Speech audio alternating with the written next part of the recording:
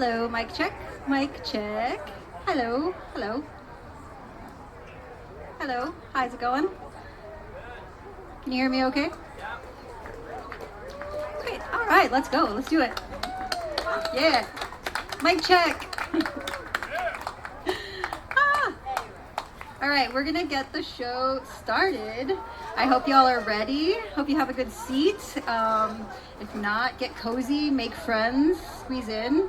I'm sure people will be trickling in. Feel free to welcome other people if you have space at your table and that kind of thing.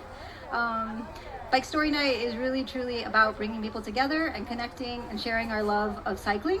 It's an idea that kind of evolved through several things that I love while I was sitting down in my living room during COVID, during the pandemic, when everything was locked down and shut down. And I finally had time to sit with myself as events and community organizer for several years before COVID started. It's just always been something that I've been doing throughout my life, and especially coming to Austin and doing it. And so I just had an opportunity to sit down and really think about what I wanted to do, post-COVID, and hoped that I could do it, and, just giving myself some comfort. And so I love biking. I love bringing people together. I love documenting, photography, art, that kind of thing. And so there were things like the South by Southwest Lullaby. There were other storytelling events throughout the city that I didn't really frequent as much, but I had knew about. And during COVID, I also had a little pod that I would ride with. And most of y'all know I ride on Sundays with Sunday Cruise, and I always take photos then. But I had this opportunity to slow down a little bit and do video, and I just started asking questions, and that just kept fueling this little idea that was building up inside of me. And I just kept writing notes and ideas, and it just kept sticking with me, and it kept just being this thing at the top of my mind of things that I want to do that mean a lot to me, because I just felt like it was that time for me to build something sort of for myself after for many years building up nonprofits and organizations. So long story short, here we are, and I'm so excited. This is our 15th event, or 16th if you count our fundraiser that we had last summer, or 13th Austin event if you don't count the 2 events that we had in San Antonio.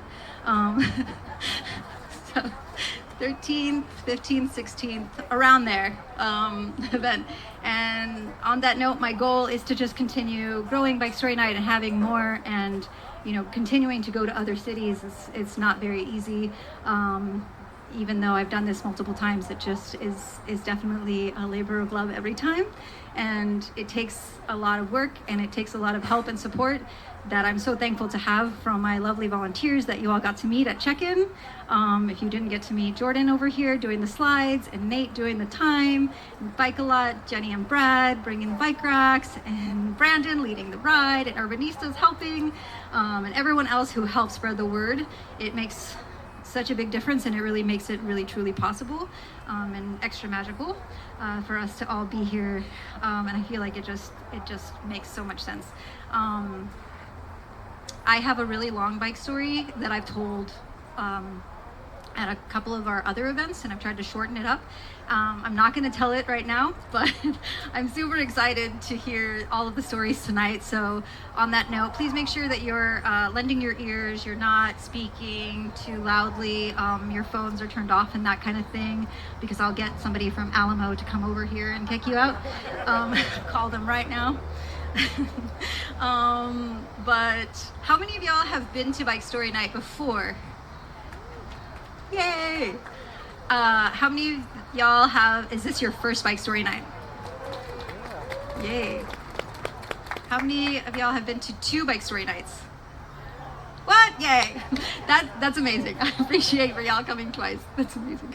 And all of y'all for coming maybe every single time, like some of the amazing volunteers and people here. So yeah, I'm super excited for these stories. We have wonderful lineup, 6 storytellers, and an amazing feature nonprofit that we do at every event. In this event, we have the lovely APL Reading Riders, but I'm gonna let Hector come up and introduce the Reading Riders. So come on up, Hector, let's get the show going.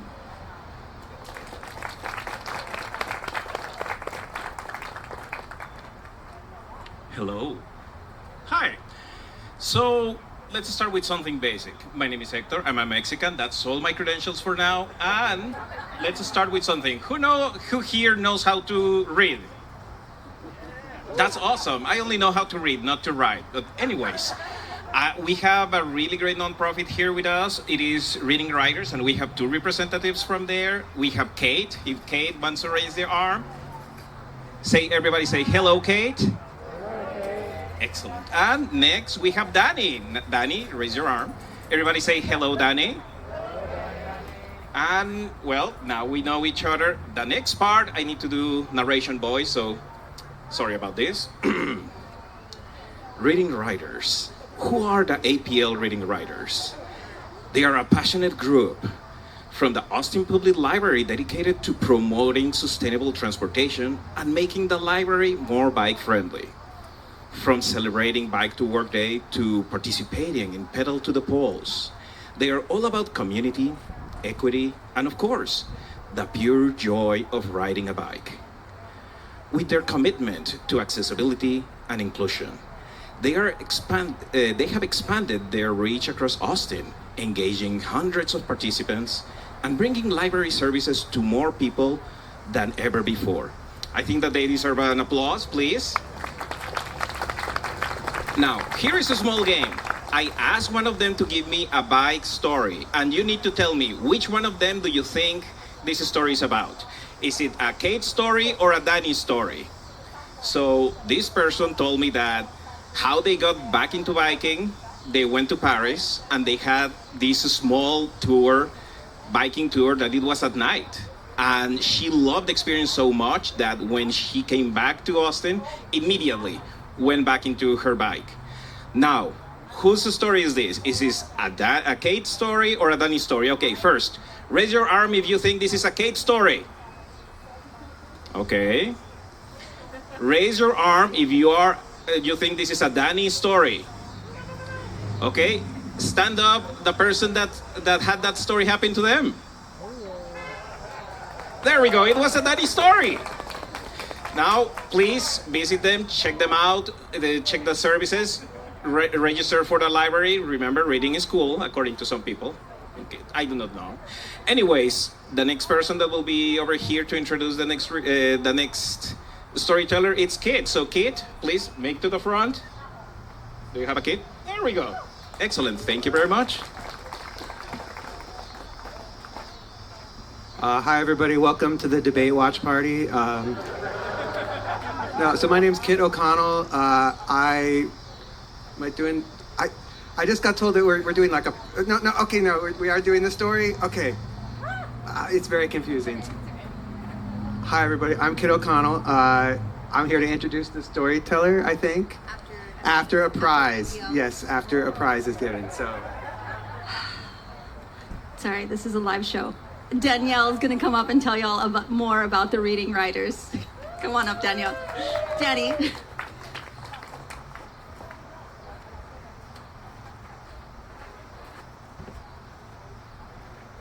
Hey guys, thank you, Hector. You basically said everything I needed to say. But I'm Danny, and I work at the Austin Public Library. Specifically, I work at the Twin Oaks branch, which if you lived here at Radio, it would be one of your closer branches, and of course your favorite. But I'm here to talk about the Reading Riders. And first off, I want to say, if you are a bicyclist and you're a reader and you support libraries and use library services, then you are all Reading Riders. So welcome to the group. And please go over and get a button or a bag to show that you're part of our group now. But actually, we came to fruition about 2.5 years ago. If you remember, we were in the pandemic and things were starting to be less restrictive. And Giselo was like, we're gonna do the Bike to Work Day again. And those of us that had participated at different locations were very excited about this. It's a very positive community building event, and we all have fun at it. But then those of us that had done it in the past were like, wouldn't it be better if we saw if more locations and more people in the library system were interested in becoming a stop on this Bike to Work Day? So we put the call out and we had a lot of responses, and we ended up like gathering all of our resources and being able to give out like some really cool things. You can kind of see some of the types of things that we give out over there at our table. And we were like, yeah, we did a good job. What can we do next? So that's kind of how the group was born. And now we try to focus on the next project. We did Bike to Work again this year. We were like, we need even more places. We need even more cool but useful things for bicyclists. What do the bicyclists want? What do they find useful? And we've also paired up with Gisalo to do Pedal to the Poles. This is a secret, don't tell anyone. We're in the beginning stages of trying to host a bike story night at one of the locations too. So hopefully that will happen.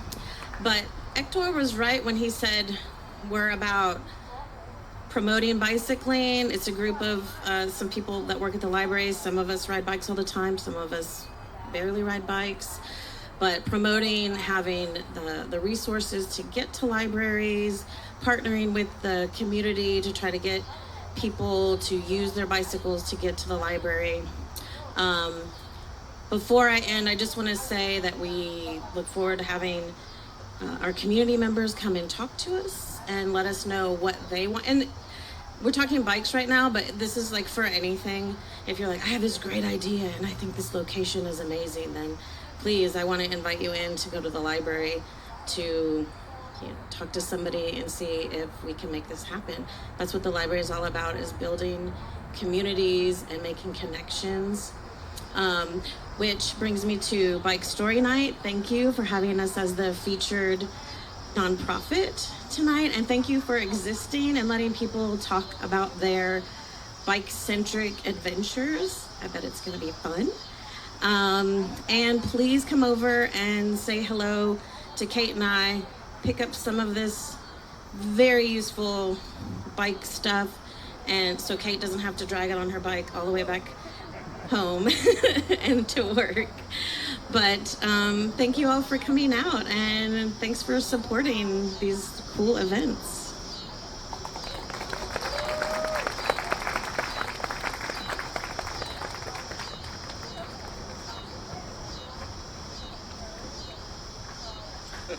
Hey y'all, I'm Eric, and I have the best job here tonight. I get to draw one of these yellow raffle tickets and give you prizes all night long. Like, you can't really beat that. So let's hear it for prizes. Yes. Let me model for you here the Austin Public Library Cozy Reading Set. Can we get some like 70s lounge music playing in the background, Jordan? Can you cue that? The APL Cozy Reading Set contains a journal, a mug, a writing utensil, and all the things that you need to curl up next to the fire and have fun. Or do it on your bike. All right, here we go. Oh, I think my hand is too big for this.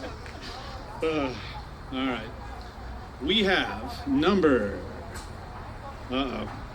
564313. Yes, 313. I think that's the only thing that matters, right? The 313 at the end. Come on down. Cool. All right. What's your name? Harry. This is Harry, everybody. Harry, awesome. Later. One of the first people who showed up. But yes, if you didn't get a chance to get a raffle ticket, they are at the front. Please come up and help support Bike Story Night, continue to grow. Eric and I are also going to adjust this backdrop really quickly, and then the very first Storyteller is going to come on. Matt, 1 second. Kit, 1 sec.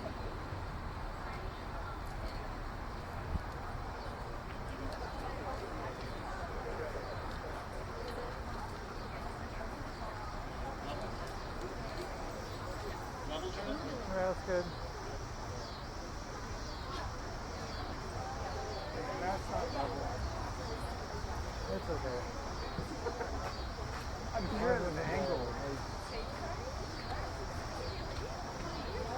All right, well, I've been up here longer than I expected. My name's Kit O'Connell. I'm somebody that really, really loves their bike. And if you're somebody who really loves your bike like I do, this story is going to touch your heart. So let me get a real good round of applause for the first storyteller of the night, Matt LaDue. Thank you.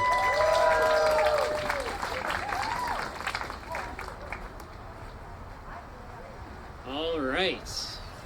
Good evening, everybody. It's very nice to be here. I am going to tell a story about my bike. That's my bike. It's a Trek 7.2 hybrid, and it was stolen a couple months ago in July. So instead of a single story, this is kind of a eulogy for my bike. I bought this bike here in Austin 12 years ago at Mellow Johnny's. I was here working for the Navy in a recruitment office temporarily between assignments. And I was living, because it was temporary, I was living in a apartment above East 6th Street, above a bar on East 6th Street. Just in a room right above a bar. I could not fall asleep until after 2 a.m. on the weekends because the music was so loud. It was like really right below me. And of course there's no parking there. And it was just so hard to get around Austin, like feel like I could really get in, enjoy the city, driving or walking. It just wasn't the same, like it wasn't doing what I wanted. And so of course, so many bike stores here in town, and I was able to just go to Mellow Johnny's and they hooked me up right away.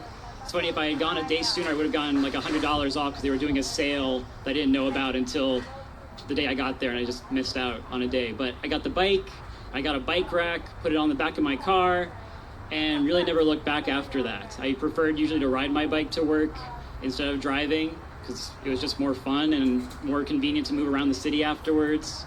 It was a really great way to explore Austin in the short time that I was there.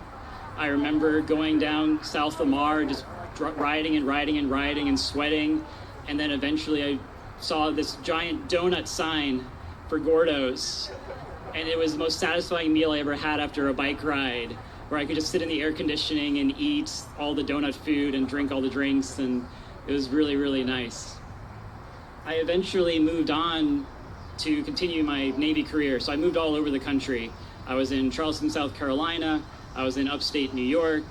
Eventually when I got discharged from the Navy, I went back home to Montana to see my family.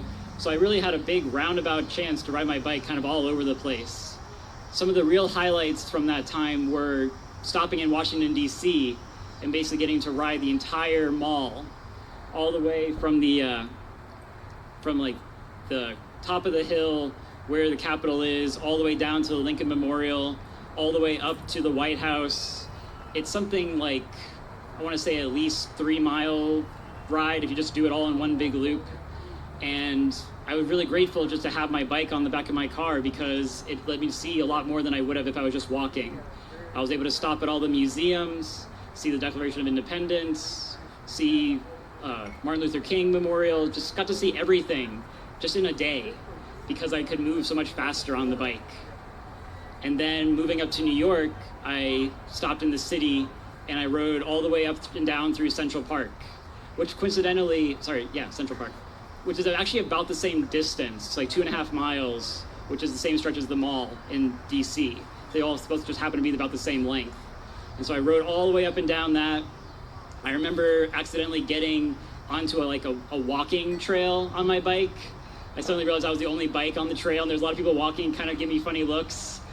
But I was just trying to get all the way to the top because I wanted to see the lake at the top, and I felt really bad, but I also I couldn't really stop at that point. I'd made it so far, so I wanted to get all the way there. And thankfully everything worked out okay. I even went off outside the park at one point and just went down Fifth Avenue. And thankfully it was a very calm time in New York City. Actually wasn't that many bikes, or cars I should say. So I felt safe. I always felt safe on my bike, always. And then eventually, about 10 years ago, I moved back to Austin because I really liked the short time that I had here. And I started grad school, so I started going to UT. I was living in upstate New York, I was living in upper Austin, up near Parmer. So it was a 20-minute drive to get to campus. And of course, parking to be a student there is a lot. So to park for free, I would put my bike on the back of my car, I would drive down, and I would park next to the baseball field / cemetery on East I-35. So I would park there for free, take my bike off, take the rack off the back of the car and put it in the trunk because I didn't want to get that stolen accidentally, and I would ride into campus. And it was great. I did that the entire time I was in grad school because it was fun. It was so easy to get around campus on a bike because that campus is huge.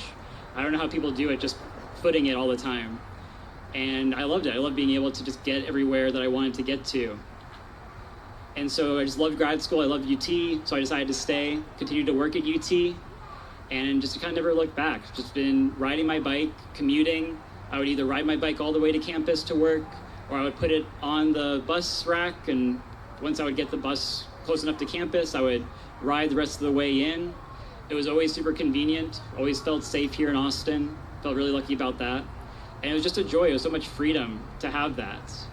And one night I went into work on the weekend to do some stuff on campus. It was between 7 and 10 p.m. and it was totally fine. I did all my work, went back the next day, did exactly the same thing, had the same situation. Actually, yeah, so that's the last picture I have of my bike, unfortunately. Some squirrels were enjoying it for some reason. I'd never seen squirrels climb my bike before, and yet they were hanging out on that day. This was like a week before the event happened. Because I had gone to campus so many times, like I had my bike always locked up, never left it overnight.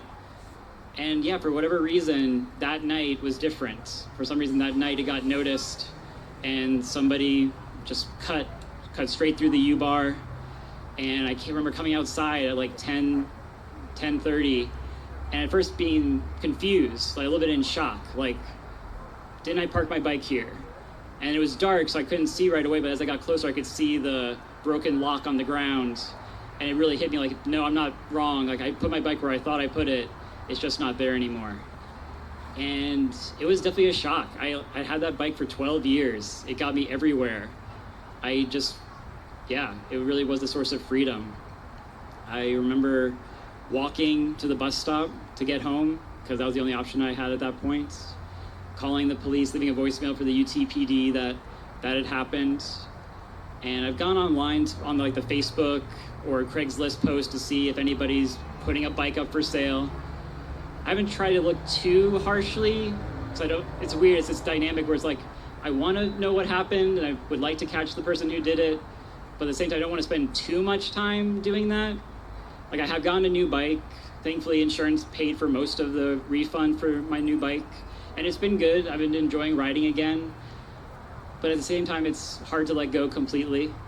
So it's nice to be able to share my story with you tonight. Thank you.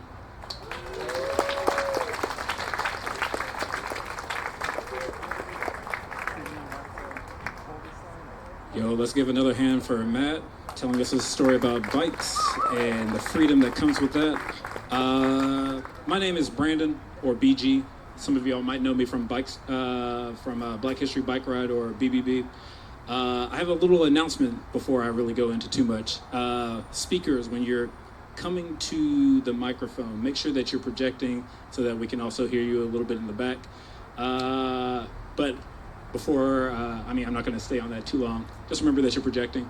The next person that we have up is Wade Munger, who I'm excited to introduce because another fixed gear enthusiast. We kind of talked about love of H+Sun wheels and fixed gear bikes and all that. So I'm excited to introduce this guy who was actually on our ride over here earlier. So let's go ahead and give a hand to him.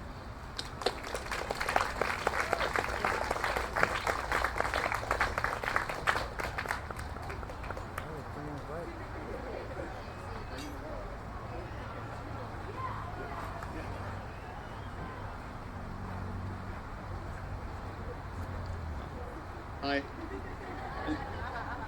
So first off, I have a pretty quiet voice and I mumble a lot. So if you can't hear me, you don't understand, just yell, throw stuff at me. I respond well to negative reinforcement, so just keep that in mind. But yeah, let's just jump right into it. So I don't know about all of y'all, but at least for me, my love affair with bikes and cycling kind of began with a hate of driving. I'm not from here. I'm from Southern California. If y'all want to boo, that's totally appropriate. I get it. But that's just kind of car hell for the most part. Like, I didn't really realize it until I'd gone back, like years later, that, like, man, this fucking sucks. It's just lanes and lanes and lanes of cars. Like, even going to, like, the corner store to get a burrito was, like, 2 miles, and it was 4 lanes across, 60 miles per hour, like PCH. So just totally, like, not something I would ever, like, even dream of writing or doing. And then I moved out here. Like, moved out here 10 years ago. First 4 years, I didn't even have a car, I don't think, for the first 3 years. And then would just walk everywhere, or then mooch rides, and then call an Uber if I was desperate. And then finally had to get a car, commute up to Round Rock for work, and that was just miserable. Yeah, I fucking hate I-35, man, I tell you what. Anyway, time passed, still driving everywhere, hating it, dreading my commute, doing whatever. I eventually picked up a job at Cidercade over in South Austin. Have any of y'all been? Y'all love it? Yeah, it kind of sucks, but that's why I don't work there anymore. Anyway, I remember this guy. Thank you. Yeah, thank you. Like I said, mumbly, quiet, not a great combination. Like I said, so anyway, this guy with long curly hair named Javier always used to ride his bikes into work, and there were always these really sick fixies that like he had this All City that was like pink and like sparkly or whatever, and then I would like work a shift with him, and the next shift he'd come in with a different bike, and the next shift he would come in with a different bike.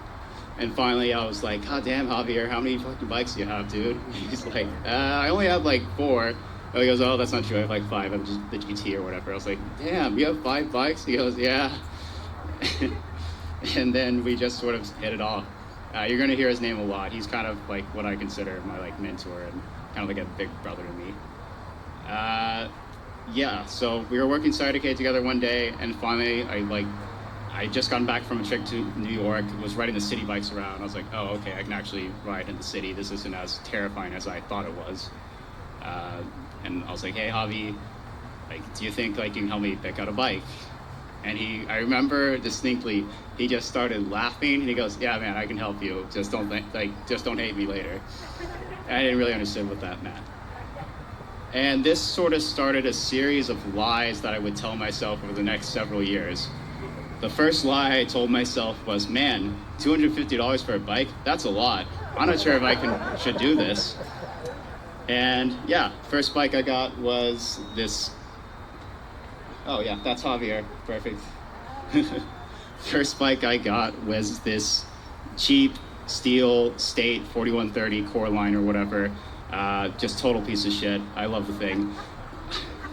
Oh, not this one, this is my baby. But yeah, that thing sucked. It was heavy. The rear triangle wasn't lined up, so it should have been able to clear 32s, but it only cleared 23s, so riding 23s around Austin forever. But I would get flats every 3 days because of the thing. It like sucked. Loved the bike to death. Rode it everywhere. And at the time, I was riding single speed, so Javier only rides fixed gears for the most part, though he did just build up a nice GT mountain bike, but separate story. One day, we were riding along. I was like, hey, Javi, why do you ride fixies so much? What makes them so fun? He's like, oh, it's just... And then he goes into the more hipster bullshit. Oh, yeah, you feel more connected to the drivetrain or whatever. It's just really fun. It's just really energetic. I was like, oh, okay, that's interesting. He's like, oh, yeah, and then you can skid, too. I was like, oh, what do you mean? And then he just did a little skid in front of me. I was like, oh, that looks cool. But I don't think I'm ever going to ride, like, fixed still. It just seems too, like, rough and, like, hard on my knees or whatever. So that was like the second lie I told myself, because obviously that didn't last. Eventually one day, flipped the cog on my flip-flop pub on my State, started riding fixed, and the rest is kind of just downhill from there. I loved it pretty much immediately. Well, actually no, that's a lie. The first ride I almost fell. I fall a lot. It's just kind of fun. But yeah, it was slowly just upgraded parts in the thing. just got it better and better and better. I always ran 2 brakes on it. I was like, I'm going to be responsible. I'm just going to ride brakes on it. There's like no reason to ride like brakeless fixies in the city. That's just insane. That's another great lie I told myself. It was really fun. It's like at the time when I first started riding fixed, it was front and rear brake. Eventually I realized, okay, you don't really need a rear brake. You can just slow down with your legs, which is honestly really nice, kind of one of the big perks.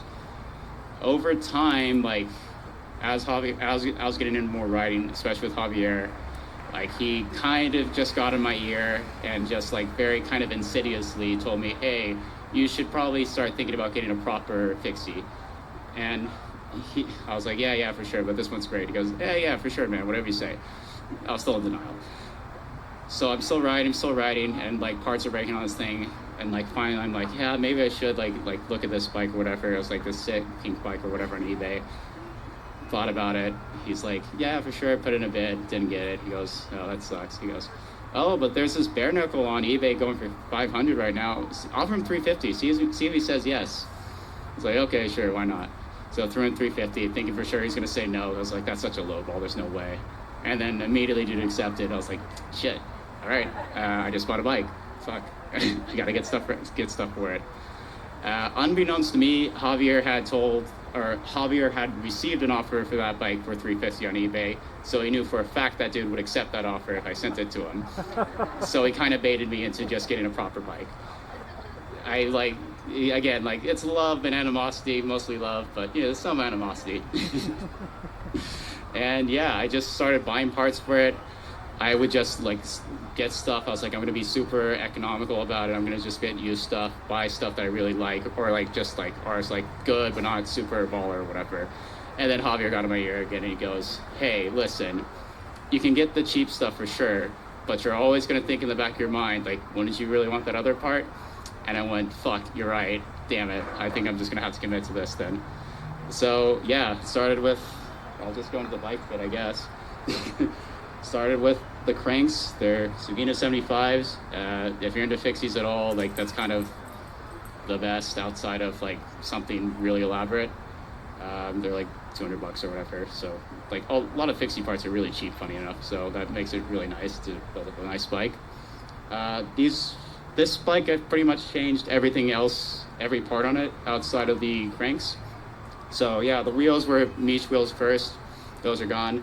I'm gonna stop talking about what parts of my bike. Nobody really cares about that besides me and 3 other people who are into fixies. You care? Okay, sweet. Niddle bars from Blue Lug, mashed front rack, H-posts on archetypes, laced DT Swiss hubs. Those are tight. I really like flats and straps. You can just whip skids and just feel like you're skiing downhill. Also, not economical at all. When I got into bikes, I thought, oh yeah, for sure, I'm gonna save so much money on gas. I put all that gas money into tires. At one point, I was going through a rear tire every 2 weeks. That was not a joke. It's really expensive. Don't skid everywhere. It's stupid. It's really fun. You should skid everywhere. It's really fun. Yeah, I love it. This is my everything bike. It's got the MF Doom sticker on the front, made by my friend Brett Stiles. Yeah, I love it. I've been hit on 3 cars on this thing. I've fallen countless times, still standing. So yeah, I love my bikes.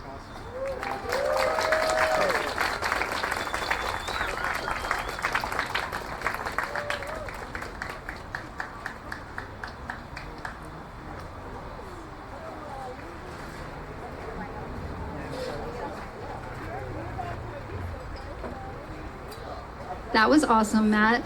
Thank you. I'm sorry, Wade. Storytellers, we have some traffic behind us. There's this silly road back there. So please make sure that you're hanging out real close to the mic, as close as you possibly can. Sorry, I don't have any mic covers, but this is ideally the way so that the people in the very back can hear better, because we want to hear your stories back there and in the front. So just a friendly reminder again, but yeah, prizes, more prizes. I'm super excited for this next prize. I don't know, Eric probably has a spiel about it, but I'm gonna say thank you to Jenny and Brad from Bike A Lot, the bike shop just around the corner from here on Menchaca. They also brought extra bike racks for y'all so that you can ride up and lock up and feel safe and everything like that. But I'll let Eric take it away on the prize front, unless that's, you want to, okay, drum roll? Drum roll. We've got some amazing prizes from Bike a Lot. We have 3. First ticket, 564314. We're gonna do this fast. 314, come on up, yay, congrats. Congrats, wait, remind me what this is? That is a headband Headband. with a silicone strip With, I guess, to wick away the sweat, we're getting a model. and some valve covers, some valve caps. Oh my God, those are so cute. Yeah. Bike a Lot, you can get your cute bike covers or valve covers there. Next ticket is 564334. This is a cat eye light. 564334. Yeah, all right. All right, last ticket from Bike a Lot, prize from Bike a Lot, 564322. 322? This is a really cool Kali helmet. And it, will it, 564322. You will be able to exchange for your size. Oh, is this my helmet? Just kidding. Wait, what? Wade! Yay! Wade! Wear your helmet.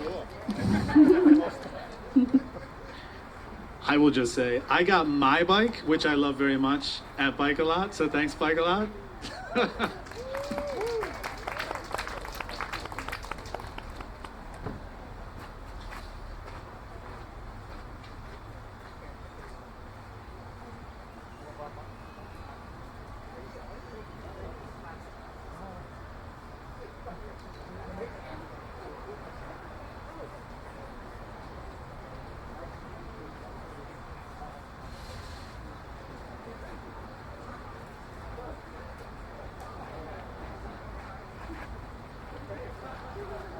Okay, so the next storyteller, I'm super excited to introduce Heather.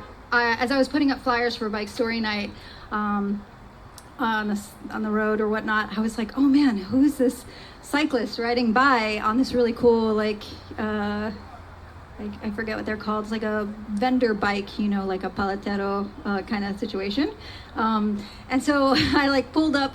I was in my car, unfortunately, and I pulled up and I just kind of like watched to wait for them to come by. And then I was like, hi. And so I just stopped Heather in full mode, and we talked, and we just geeked out on bike stuff and bike events and things like that. And she told me all about this really cool endeavor that she's doing. But she's also here to tell you about an amazing ride that she did from Austin to San Antonio. So come on up, Heather.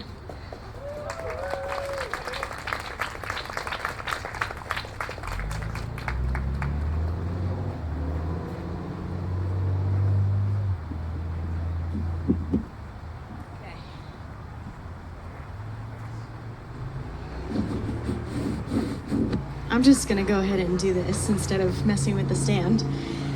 Hi everybody, I'm Heather. Okay, I practiced with a timer on my watch, so I'm gonna turn that on. Okay, so my story, I don't know. Okay, there are my pictures. Okay, so there's a sort of lead up to this. In 2021, I got my first ever carbon road bike. I got it for a total steal. And I felt so fast and so zippy and so fit on it, I decided at the beginning of 2021 that before the end of 2021, I would do my first century ride. I would ride 100 miles someday, somewhere, at some point, but I was gonna do it that year. I didn't pick a race or plan anything. I just kind of put it into the universe that it was gonna happen. So I got on my training, rode as much as I could. By the summer, I was riding 20 miles a day, at least 5 days a week, and felt like pretty good about my odds of finishing that kind of ride. That summer, I also went on a date with a guy named Bobby, and Bobby was also working towards a fitness goal. He was training for his first marathon, which he had picked a date for. It was going to be in February of 2022 at the Austin Marathon. And that was super cool. I was like really vibing with a guy who also has fitness goals and is really dedicated.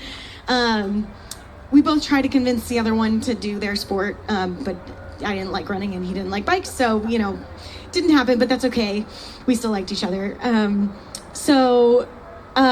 Then all of a sudden it's November and I still haven't made a plan for doing my century ride, but my San Antonio bike friends told me about a ride called the Chingona Ride, and it was a ride in San Antonio with various distances meant for women, and the longest distance that they offered was 65 miles. And so I was like, well, it's November. I haven't ridden more than like 45 miles, so I should try it and just see how it goes. And Bobby was like, you should totally do that. I'll help you. So he took me to the race, and I did the 65 miles. I crushed it. I had a great time. I started with a group of people, and eventually I kind of went off on my own because I was feeling really fast and good. And I was like super stoked because I wasn't sure if I could do that far. So that was a good sign.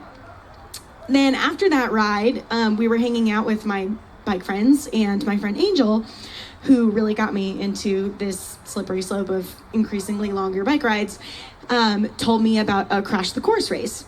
So if you've never done a Crash the Course, I highly recommend it, but it is a thing where cyclists take over a marathon course before the marathon is run at like 4 a.m. when the city is blocking off the streets for the marathon, but nobody is out on the streets yet. So there was the Rock and Roll Marathon happening in San Antonio in a few weeks in December, and the Crash the Course, my friends were going to crash the course. And so when Bobby and I are driving home from the Chingona ride, I said, Bobby, you're ready for your marathon now. Like, you've been running half marathons every weekend. I don't think you need to wait until February. We're like, why don't we go together? I'll crash the course. You can race it and it'll be great. And he was convinced. He also felt ready. So I signed him up for that race while we were in the car and he was driving. And a few weeks later, we were back in San Antonio. And we went to that race. I crashed it. He crushed it. He completely beat his goal, and it was so exciting and so inspiring. I rode my bike around the course to see him at different spots, and watched him cross the finish line, screaming and then eventually crying. And I was so inspired. And when we were driving again back to Austin from San Antonio, he was like, Heather, you really helped me achieve this goal ahead of schedule. I want to help you achieve your goal. How do we get you to ride 100 miles before the end of the year? And mind you, it's the first weekend in December, so there's only about 3 weeks left in the year. So I took the inspiration. I said, okay, how do I plan a 100-mile bike ride? So I did a lot of research. I messaged all my bike friends in every city and was like, somebody do this ride with me. I'll plan it. Just all you have to do is show up. And I couldn't get anyone to agree to it. They have plans. So I was like, all right, fine, I'll do it myself. And I decided, a good procrastinator, to do it on December 31st, just in time for 2022. And I don't remember exactly where I got the idea. I must have seen it on Strava, but I got the idea to go from the Alamo to the Capitol and to end in Austin, where I live. So I decided that was what it was going to be. If you've ever driven down I-35 from Austin to San Antonio, it's 75 miles, but if you go back roads and through the hill country, you can make it 100 pretty easy. So I mapped out the course. I picked out 4 or 5 different places where I could stop at gas stations and get food or water or whatever I needed. And Bobby agreed to come with me and be my SAG van, which is, I don't even know what SAG stands for, but it's gear and mechanic support for a race. So he agreed to be my SAG van and have bananas and Gatorade for me, and meet me at each of the stops that I had picked out. So on December 30th, we got a nice seedy motel room as close to the Alamo as was affordable and convenient. And I planned to leave the next morning early. And that night I was, I'm doing great on time. I'm speaking fast potentially, so I'll slow it down. At that night, we're, getting ready to go. We went to the grocery store, got some bread and peanut butter and bananas. And my friend Angel texted me and he's like, hey, what time are you leaving tomorrow? And I said, 6 a.m. from the Alamo. And he's like, great, break a leg, be safe, have fun. And I was like, okay, thanks. So we went to bed, wake up the next morning, I had my big breakfast, I had my coffee, was ready to go. I, was planning to do this by myself, so I had my book on tape ready. And then we're in the car driving from the motel to the Alamo, and naturally I'm checking social media at 4 a.m. or 5, whatever time it was. And I check Facebook and I see that I've been tagged in a post that has like a bunch of comments on it. And Angel posted on Facebook, Heather is leaving from the Alamo tomorrow at 6 a.m. Go join her. And he tagged my bike crew in it. And I don't know if anyone here knows Angel Estrada, but he's very well established in the San Antonio cycling community. He leads a bike crew and does a lot of organizing with other bike folks. So a lot of people saw that post and commented on it. And then my messages start pinging, and I check my messages, and 2 different people have asked me if I'm still coming, because now it's like 6:10. I'm a little behind schedule, but no one was expecting me, so I wasn't too worried about it. And then we show up at the Alamo, and these 2 guys are there, Luis in the middle and Thomas on the end, and they said they wanted to ride with me to Austin. And that was super cool, but totally unexpected. And so all of a sudden I have to do this big mental shift from like, I'm about to pedal this whole thing by myself. Like I really gotta be in the zone, but at least I can go at my own pace and not worry about dropping anyone or being dropped. And now I have to lead these 2 people that I've never met before, like partway across the state, and hopefully like we all stay safe and do it successfully. And we show up, and I don't know if you can tell from the picture, but Thomas doesn't have a helmet. Luis doesn't have any water. and then Thomas says like, oh, I have to work at 2 o'clock. So I'll probably just like ride partway and turn around. I'm like, okay, great. Let's go. So they also hadn't eaten breakfast. So our first stop is for tacos, which I was a little annoyed by because like I obviously was prepared and I had eaten breakfast, but whatever, it was very nice of them to come. And then we set off and we go on the course. We meet Bobby at the stops and we had a blast. This is from later in the course, but we just like got to know each other. We talked about music and how bikes had changed our lives and our fitness goals and the friends we made. And we just had a total blast. So we make it all the way to like 10 miles out. We had a couple hiccups, like Luis's bike lost a few bolts that we couldn't figure out where they came out of, which was a single speed, by the way. And this ride was supposed to have 4,000 feet of climbing. And then Thomas, at one point just decided he wasn't going to go to work and he wasn't going to call in. So, we're just like learning a lot about each other throughout the day.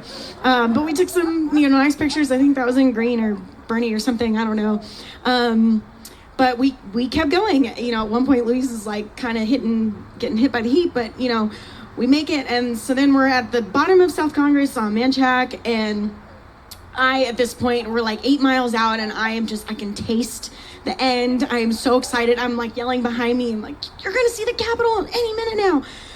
Which you can't see the Capitol till you're like a mile away, but I just like every mile kept repeating that. But we made it. We made it to the Capitol, and with most of the bolts left in the bike. And there we are. And Bobby was there with some balloons in the number 100 and some cute prizes from the dollar store. And that was our route. And and there we are with the balloons, and he got me a tiara too. So in conclusion, keep the people in your life that, encourage you to reach your goals. That bike, unfortunately, is cracked now and unfixable, but it hangs on the wall in my office to remind me that I can do hard things. And Bobby's still here 3 years later, so that's my story. Thanks for having me, y'all.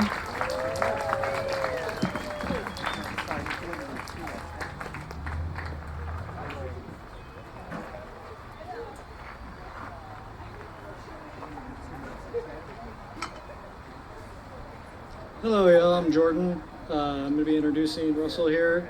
He's going to be telling a story about kind of being into bikes as a child and then growing up and kind of growing away from bikes and then getting back into it. And I had a very similar experience growing up in a small town where it was really safe to kind of just ride around as a 6-year-old kid or whatever, leave your bike on the sidewalk.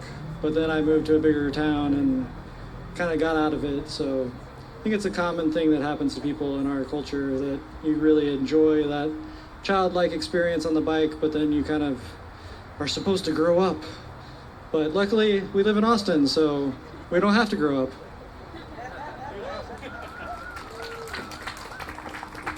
All right, thank you, sir. Yes, I have notes. All right. After a cycling career spanning over a quarter of my life, I quit cycling entirely. I had been faster than the wind, I had climbed every mountain in sight, and I had had some gnarly crashes. I was 7. I was 7 and had traveled to the ends of the earth, the poles of my world, McKinnon Loop to the north and Hardin Loop to the south, in the very humble city of Hays, Texas, better known now as where Texas 45 comes to an abrupt, and if TxDOT has its way, temporary end. You see, McKinnon and Hardin loops are proper loops according to the official definition. They begin and end with intersections on the same street, the same road, that road being Farm to Market Road 1626. Now, in the early 80s, when I was a child, Farm to Market Road 1626 did in fact carry goods from farms in the areas around Kyle and Buda up to markets here in Austin and beyond, as well as a growing number of commuters who lived in the growing subdivisions around those towns in City of Hays and Buda, Kyle, and other small communities along the edge of the hill country. And therefore, over time, it has grown. And if you go out there now, you'll see that it has many more lanes than the 2 lanes it was when I was a child. Because you cannot tell a traffic engineer to understand induced demand when he's paid very well not to understand. And so this wall of traffic at the edge of my world prevented me from going any further than I could. And so, the entire world explored, every foe, by which I mean, of course, my friends and siblings, defeated soundly by my superior speed, on my awesome-looking, blue and yellow padded BMX bike. Its name was Starfire. Got it at 5, was taught by my father and grandpa how to ride in the front yard with all those mesquite thorns that required them to patch the tires. I hung up my hat, not even a helmet really, because kids did not wear helmets in 1984, and went into retirement reading Encyclopedia Brown in the summers instead.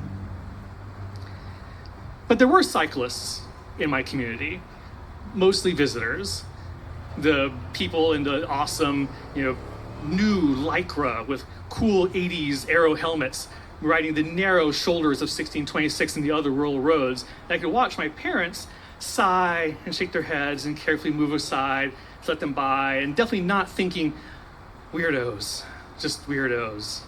Man, I hope my kid never does that. Mind you, one of these people was my father, my dear father, who would then regale me with stories about how he would, with his 1970s era 10-speed, which he claimed he could lift with his pinky finger, jet across half a state in an afternoon. Mind you, that state was New Jersey, so in order to get down to the shore and to enjoy time at the beach. I personally think that he objected at some level because the style had migrated away from his fluttery soccer shorts, which were all the rage back when he was a kid. But seeing these square holes attempt to fit into the round, square pegs attempt to fit into the round holes of ways in which adults could move around in my community did reveal itself later as being part of a system. You see, the most notorious incident I recall from a child of cyclists visiting our community was of a French group of riders who came to tour our lovely, hill country area and decided it was time to stop for a rest break right in front of the local high school that I would eventually attend, Jack C. Hayes. Mind you, they stopped across the street, but, facing the cows who were notoriously unconcerned with human anatomy, but nonetheless, the police were summoned and citations were issued, even though there was no evidence anyone was ever, traumatized by the sight of their foreign parts. Time passed, and eventually I decided to come out of my 25-year retirement, but purely for insurance purposes, life insurance purposes, you see. The insurance underwriter was much less concerned with the brain tumor I just had removed than they were that I was only a plate or two of mom's rigatoni involtini away from 300 pounds and at my height. And so I had to work some exercise into my life. And at the wise old age of 32, I knew that I was not going to be the sort to go to a gym or use a treadmill or any other such nonsense in my life. I was going to have to make it unavoidable. And so, inspired by a colleague who would occasionally take his road bike to work, I thought, I will do the same. I troubled for months over getting the right bike with the right gear and the right route and then with the right kit. But on April 19th, 2010, a date I celebrate every year as my bike anniversary, I did the stupid thing. I rode down the hill to work, that long 1.75 miles, and took the bus home because I was really, really out of shape. But that launched me on my way. And soon I grew in knowledge. I shrank in body, and I became insufferable at parties, which is just what you do when you're a new bad guy, honestly. But then, before too long, N+1 fever hit hard. I wanted to do more. Yeah, that's right. And so I thought I would like to do some bike rides, some real bike rides with a real road bike. But my house is small, very small. And small homes demand small solutions. And so is he up here yet? No, he's not up here yet. Enter Mirage, a humble 16-speed Claris Coupe that was never going to win any race, but was going to look cool on rides, even on his 20-inch tires. Bike Friday, y'all. And so, equipped with the right kind of bike for the job, I started entering rides. I did the Rip Roarin' ride up in Liberty Hill. I then entered the Real Ale ride down in Blanco, yay beer.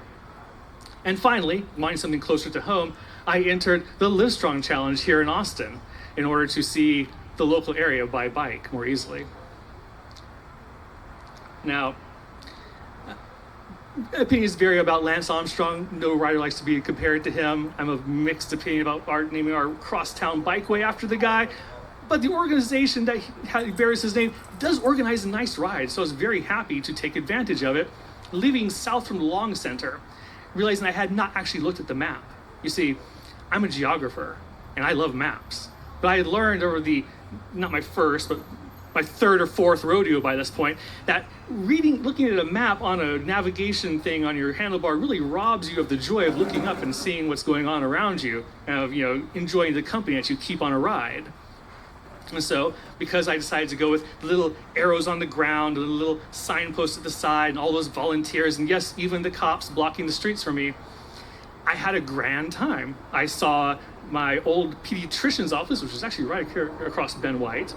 I saw that cool old place they all used to go to. There's now a less cool place. Yeah, I went there too. It was great, right by.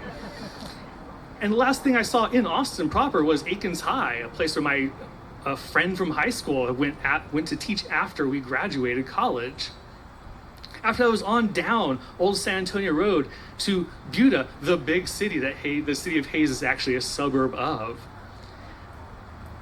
Now, as we entered Buda, and I turned right on Main Street with like a little pod of people protected by the cops, there was a couple in a white Toyota RAV4 sitting on the other side of that intersection.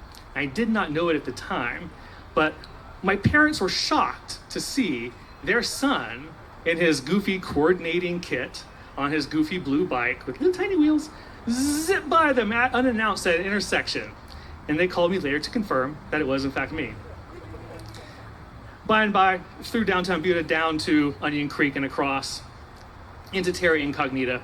Well, not Incognita, but it is now taken on a form I'd never seen before. You see, I had never been to Plum Creek except for in my friends' Facebook posts. This was the place that we used to call Kohler's Crossing, named for the local sheriff, whose police cruiser was always painted in avocado green that was not available after 1982 until the late 90s. But turning off of Kohler's Crossing, finally at the end of the subdivision, we saw the thing that every cyclist wants to see on one of these tours, and that is the white awnings of the rest stop. all that goodness, the peanut butter tortillas, the assorted junk food, the energy drink du jour. I plowed off the road, and without thinking, I passed all of that nonsense because I had to use the big blue box at the end of the road because that is where the toilet was. Popping into this box, you do the dance, jersey off, bibs off, bibs on, jersey on, and out without a second thought.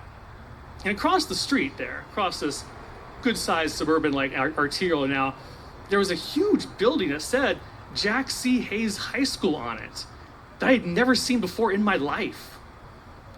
And I looked further down and recognized one building out of my alma mater that I had not seen in person in nigh on 25 years at that point. And I realized that if that's there, then I am right where those French cyclists had been long, long ago, turned around, facing the exact same pasture those cows had been in. But here I was, now in a hometown changed, seeing it with my own changed eyes. Thank you.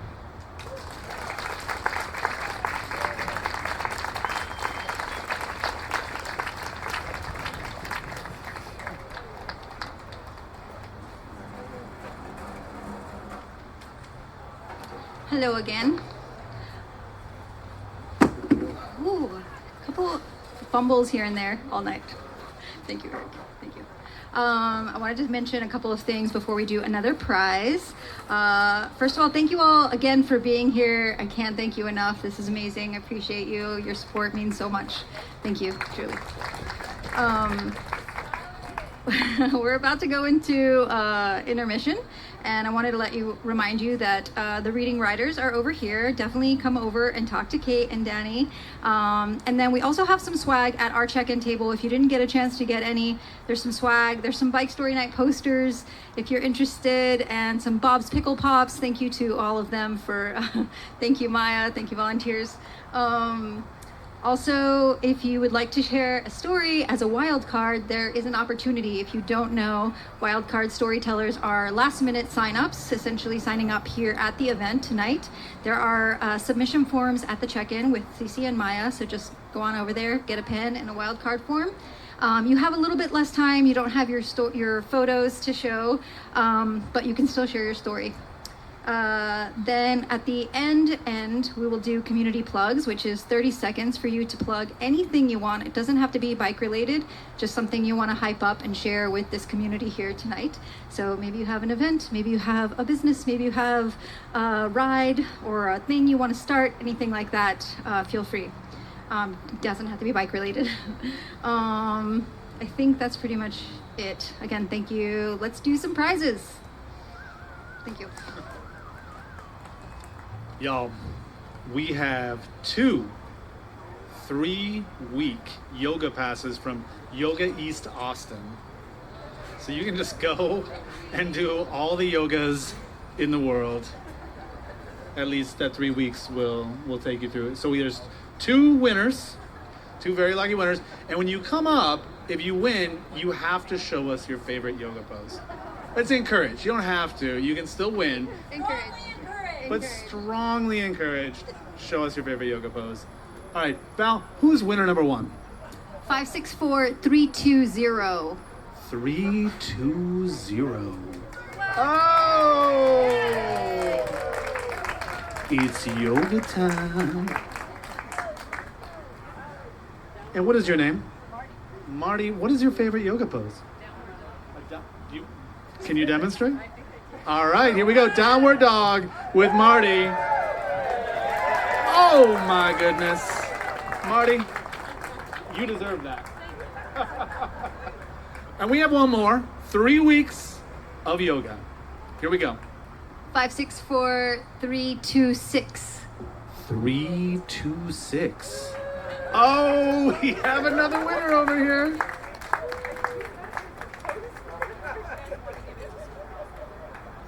You really? Should we put your ticket back in? Yeah. All right. Yeah. Okay. She works at a yoga place. So we're going to redraw. So Sweet. But we're gonna put her ticket back in so that she can win something later. And the laws of karma will dictate that certainly you will, right? If not tonight, sometime in the future. This person wrote their name. William C. 564328. Is this you? 328, William. William, what is your favorite yoga pose? Could you make one up, William? If you were gonna make up a yoga pose, if it was going to be something that just spur the moment, you feel something. Nice. And what do you call that? Jumping jacks or something. The jumping jack. Ladies and gentlemen, you try that at home tonight. Looks good. Gets you all limber. And with that, thank you. Thank you, all of y'all, for your support once again. I hope that you enjoy these prizes. There's more prizes after intermission. We'll take about a 10-minute break here so that we can mix and mingle. Be sure to connect with people. Also, squeeze in. If there's other people who need a seat, feel free to make friends. But yeah, please take advantage of the amazing drinks and food here at Radio. And we will be back with more stories in 10 minutes. Yeah? Yeah. Woo!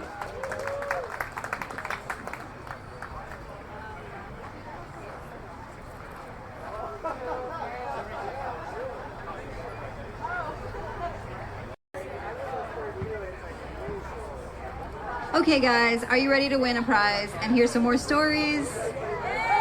Yeah? Oh my gosh. If you don't hear your ticket, we're just gonna call another one, so you have to be ready to win a prize. We're back. We've got prizes, and we have 2 more storytellers, and then we have several people who signed up as a wild card, so that's exciting. Thank you for signing up. Hector and I are gonna look through those and decide, and then we'll call you up when we wrap up. And then just a reminder, if you want to do community plugs. But yeah, super stoked. Here we go. Next prize. Are you ready? Yeah. Got your tickets? Get your tickets out. All right. Next prize. Well, we should probably say what it is. It is pretty amazing. It is a Patagonia hat and pretty damn cool hip pack. They don't call it a hip pack for nothing. It is about as hip as it comes, but you can wear it wherever, front, back, booty pack. Yeah. Stomach pack, 6-pack. All right, what do we got, Val? What's our number? 564333. Wow, this is a lucky one. Tres. Tres treses. 333? Oh. Last call, 564333. Okay. Somebody went home early. Or somebody's in the bathroom, maybe. Hopefully not. That's the case. Okay. Sorry. That's right. Well, hoping that they're going to grab some tissues when they're in there once they know that they almost want a hip pack and a hat. Seriously, this is a really cool prize. Thank you so much to Patagonia Austin. 564335. Are you here? 335. All right, way over here, yay!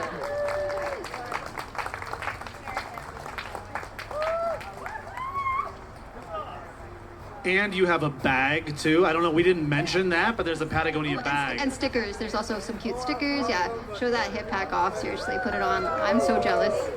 You're welcome. That is really about as hip as it comes. And next, we have a pretty amazing prize. It is from the Mosaic Workshop, which is over there on Airport Boulevard. And this is going to be a mosaic making workshop for 4. Yeah, like you and all of your friends, Like or at least some of them. But you have to decide, and then all the rest of your friends will get angry that you didn't choose them, so you only have 4. Is that how it works out? I don't know. It's like $350 value. Okay, super fun, super cool workshop. The ATX Mosaic Workshop people are awesome. 564325. 325, yay! This is really the lucky table. Anybody want to go over there? We got one more prize later. Just go rub that table, maybe, and just see. What's the last prize? Whoa, what's the last prize? Gosh, on the spot. We have 2 more prizes. One of them is a, oh, sorry. One of them is a class pass, an unlimited month class pass to Esquina Tango. Also very jealous about this prize. And an amazing print by Dan Grissom, who did all of the artwork for radio. I don't know if you all have seen him. He did this really cool artwork called Bike Party. It's these cool bikes along long trees.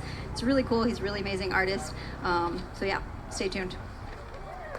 So yeah, prizes coming later. But right now, what's coming up, Val? We have 2 more storytellers, and we have Hector coming back up to the stage to introduce our next storyteller. So get ready, y'all. This is gonna be a good one.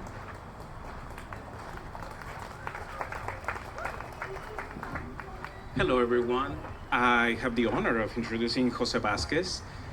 First, we have a lot in common. We both come from very small towns. I come from this small town across the border called Mexico City. He comes from this town a little bit east from here called Houston. Have you heard about it? I hear that they have good food, but I haven't gone there yet. Anyways, Jose is about to share a story about mentorship, friendship, and other ships, but all into will. So, Jose, please.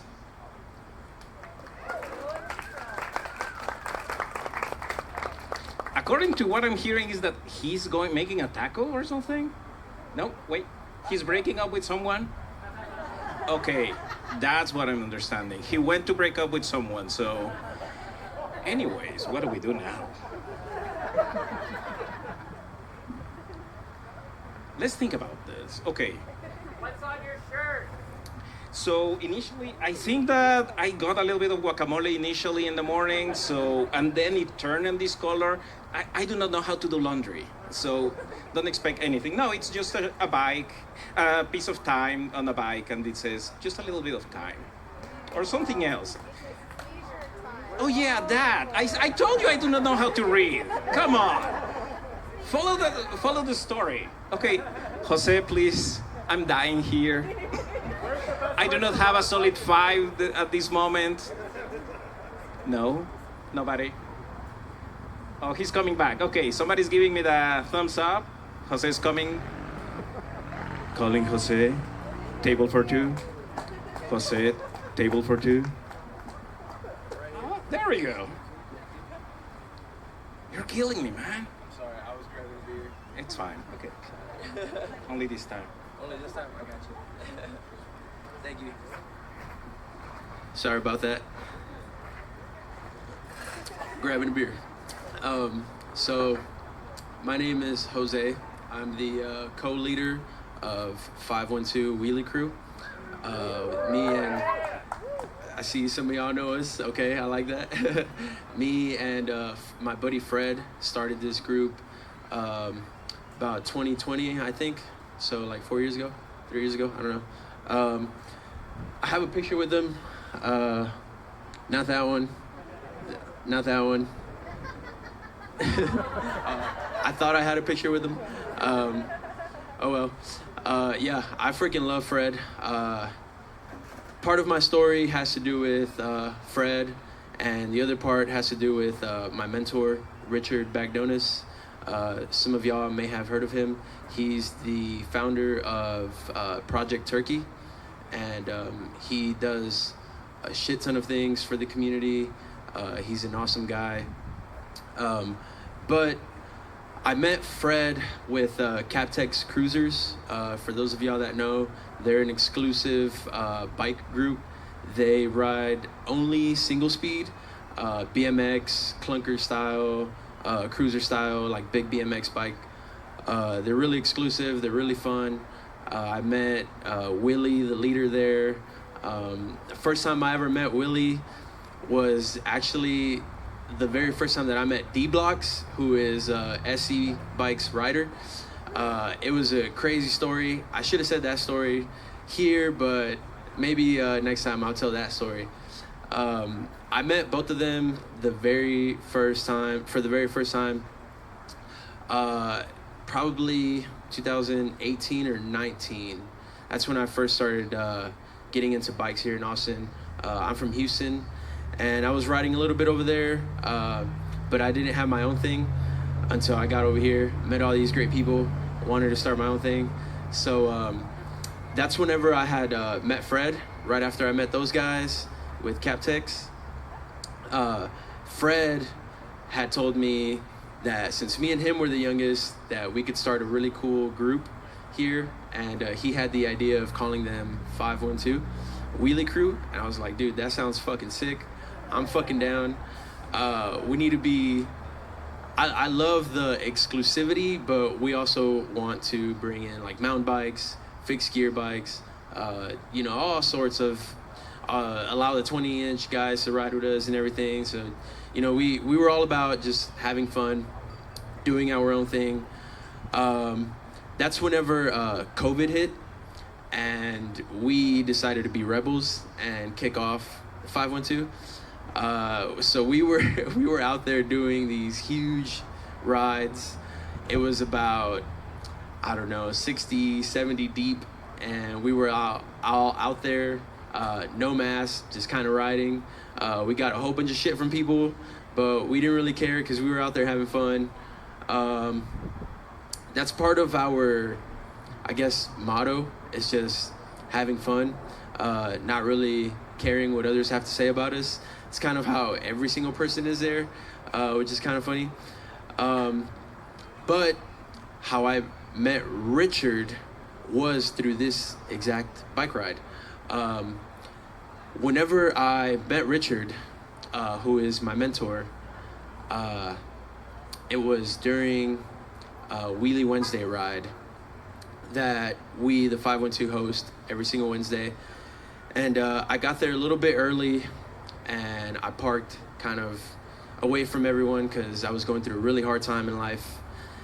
And I was sitting in my car, listening to a song, started crying.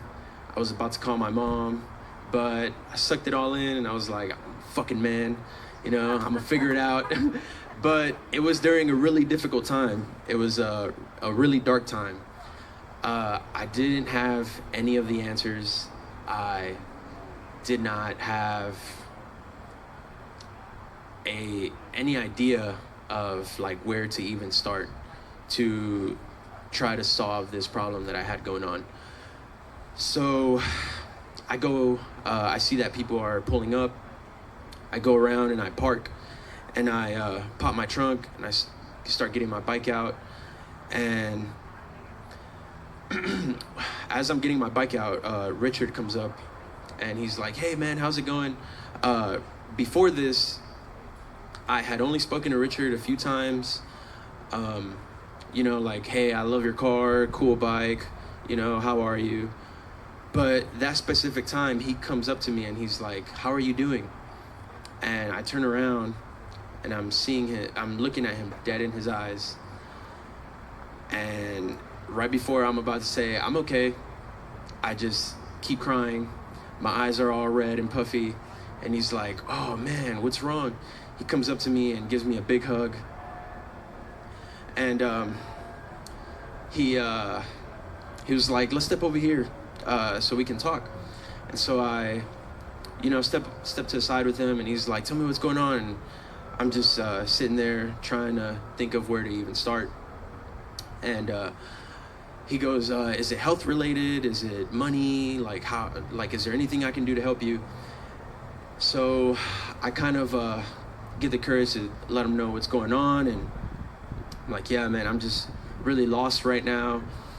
I don't even know how I'm gonna come up with the money for this and stuff. And so he goes, don't worry about it. Here's some weed. Here, go get a drink. You got your bike. Get on your bike. We're gonna figure something out.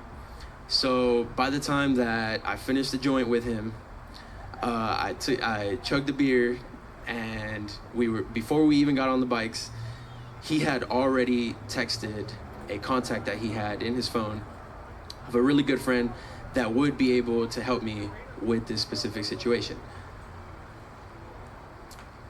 So I was extremely grateful, and I was shocked because prior I had no answers. I didn't even have an idea of where to even begin. And as we were riding, Jerry, his buddy, was texting him back saying, like, I can meet up with him on Thursday or Friday of next week or whatever. Have him email me with all his info, and we'll get working on this. So we finished the whole ride. We come back, and he's like, look, man, it was a good night. You know, I want you to go home, get some sleep, and we will figure this out. So Saturday comes, and we decide to go for a walk around Lady Bird Lake, and we were getting some tacos, and we're sitting down, we're talking, and I'm still talking about this problem and everything, and he's like, I totally get it, you know, I'm here for you, whatever you need, I got your back. And he goes, you know, we sit down, we get our tacos, and he stops eating, and he looks at me dead in my eyes, and I see a tear roll down his eyes, and he goes, you know, I actually thank 512 Wheelie Crew and you specifically because I feel like you guys saved my life. And I didn't even know what to say. Like, I was staring at him, crying because I was telling him about my problems, and he told me this. And at that moment, I felt like I actually mattered for once.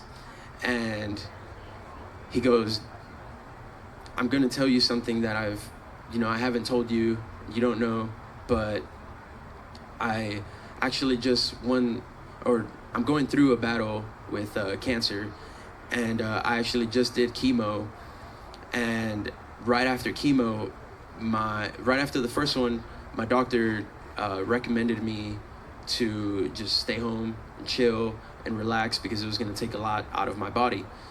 But I decided to go to the 512 Wheelie Crew ride on a Wheelie Wednesday night because my chemo is on Wednesdays. And the moment that I came back home after that ride, I felt like Superman, and I felt like I could conquer the world, and my body felt amazing. And I went the very next day to that doctor, and I told him what had just happened, and he was in shock. He couldn't even believe it that I had just did a 20-mile bike ride right after chemo. And so I was sitting there with a taco still in my mouth, like haven't even taken a bite yet. Like, I'm still like just sitting there in awe with tears rolling down my eyes. And I'm like, dude, I need to hug you. And so we both stand up and we give each other a really long hug, probably for like 2 minutes. And I just felt extremely connected to this person. And the fact that he told me that he felt like he owed me his life because I was the leader of a ride that he came to that potentially changed the course of his life. I had absolutely no words for it, and like I still I don't even know how to describe it right now. Like, I barely even prepared for this, so I couldn't find the words to really paint how I was feeling at that moment, because I felt like I was way at the bottom, but this guy felt like I was way up here. And I started to think about why I even began the crew in the first place, and it's for that exact reason, is because I was here in Austin alone, and I wanted to find real friends. And at the end of the day, I found probably the realest friend that I've ever had in my entire life. And his name is Richard Bagdonis, and I'm extremely grateful for him. And he actually inspired me to do a lot more things with the crew. He inspired me to start my own podcast, which I've been trying to work on, but I keep hitting bumps on the road. But we're still gonna figure it out somehow, because that's what we always do. But yeah, that's about it. I don't know how much time is left. But yeah, thank y'all. And y'all should really check out one of our rides. We're really fun. But yeah, thank y'all.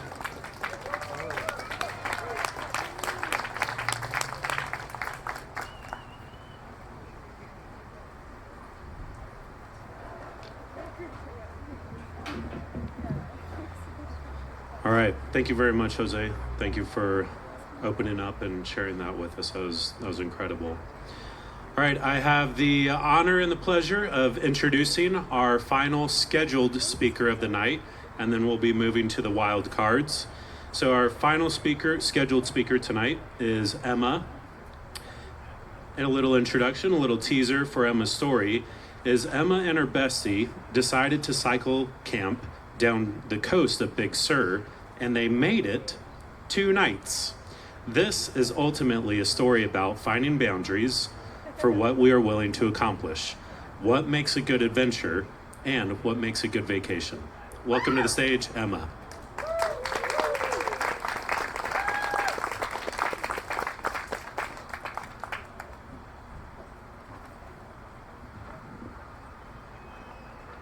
Hello, my name is Emma. I'm super nervous.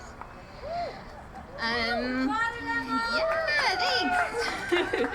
So I moved here in about 2017, and I was involved. That's when I kind of started getting involved in the in and about the social cycling scene here in Austin, which was kind of important to me coming from California. This story takes place in California, so that's offensive to anybody. You should probably know that right now. It starts out with a very good friend of mine. Her name is Marie. She actually came to the last bike story night, so she knows what this is about, which is pretty cool. She knows that she's part of this story. She is by trade a bike tour guide. So she, has this awesome job of like ferrying like mostly old people around like different parts of town. It's extremely cute. And our friendship mostly consists of her thinking of grand adventures and me going, okay, sure, I'll try that. We had kind of dipped our toe into cycle camping before at the behest of a mutual friend of ours who is actually out of San Antonio, who moved to the Bay Area, and nobody seemed to complain about that. So we thought, great, let's do this. Her plan was to cycle down the coast of California, and she sold it to me by, we're going to go down Big Sur. And I don't know if anyone is familiar with the coastline, but Big Sur is this rolling green, evergreen forest mountains that cascade right into the ocean. It's dramatic, it's romantic. There's a little highway that winds down right down the coast, and that's what we were going to ride. And the end of this is going to be at her parents' place, where I was promised a hot tub and champagne. So that is the carrot at the end of the stick. Yeah. So we're starting in Mountain View, where her, which is the Bay Area, her dad rents an apartment where he stays during the week. And then we're ending down the coast in San Luis Obispo, where her parents actually live. Minimal planning. We kind of know what we're doing. We know the area, and we decide, the more research, the more we're going to talk ourselves out of it. So let's just go. So day one, we wake up, and Marie's dad already wants to buy us breakfast, so we're already behind time. I have a hard time saying no to free food because who's going to turn that down, right? We eat breakfast. We hit the road, and we ride for 4 hours before we even get out of the San Jose area. It's an enormous metropolis. We greatly underestimated the amount of time that it would take to even get out of this area. And Marie gets her first flat, which is fine. We're prepared for flats. We've got patch kits. We can do this. We're like, this is part of the adventure, right? So she pops off her wheel, we patch it up, we pops it back on, and away we go. And we finally get to a point where we are not bombarded with car noise, traffic behind us, and we can hear something on Marie's bike is grinding. So again, we stop, we pop off. We were trying to figure out what's going on, and her derailleur had bent into where it was rubbing the chain as she was going on, and had been doing this for the last 4 hours. We were not able to hear it because it was so noisy.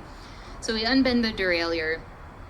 The cassette looks, good for the most part. Turns a little rubbed up, but it's fine. We can continue on our way. So away we go, we keep on riding, and we get to the town of Morgan Hill, and Marie gets her second flat. Same wheel. So we're starting to think, this is weird. We've been on a paved road this entire time. We haven't seen any stickers. I'm not getting a flat. What's going on? So because we're still in civilization, we take it into the bike shop, and they continue, like they do a once over, we go take dinner, and they give it back to us and say the bike looks fine. So we're like, okay, whatever. But by now it's 5 p.m. and we are very, very behind schedule at this point, and we still have a very large climb to get ahead of us. We have to get over Mount Madonna, which is a 1,300 foot climb, which is by far the biggest climb that I have probably done. I am a social cyclist. I am not a road cyclist. So this was pretty daunting for me mentally. Marie was, the far better athlete at this point. This is what she does for a living. She just rides all day long. So I'm, quietly freaking out in the back of my mind. And away we set off uphill. Luckily, there's actually construction on 152, which works in our favor because there's no shoulder on this road. So we're able to use the road closures to kind of get up and over safely. And the greatest thing about going uphill all that way is going downhill afterwards. Yeah. So after we summit, we coast all the way back down, and I swear to God, I didn't pedal for 30 minutes. It was fantastic. It was so cool. We've made it over the hill. We can see the ocean. We can finally see the ocean at this point. The sun is setting. The breeze is in our face. We're on the right side of the coast finally, and my phone dies. Which is fine. We kind of know where we are. That's what happens when you're in Strava the entire time. So Strava says we rode 60 miles that day. I'm sure it was twice as long. We still have to talk it over because we are so far behind. We are supposed to end here. We are here.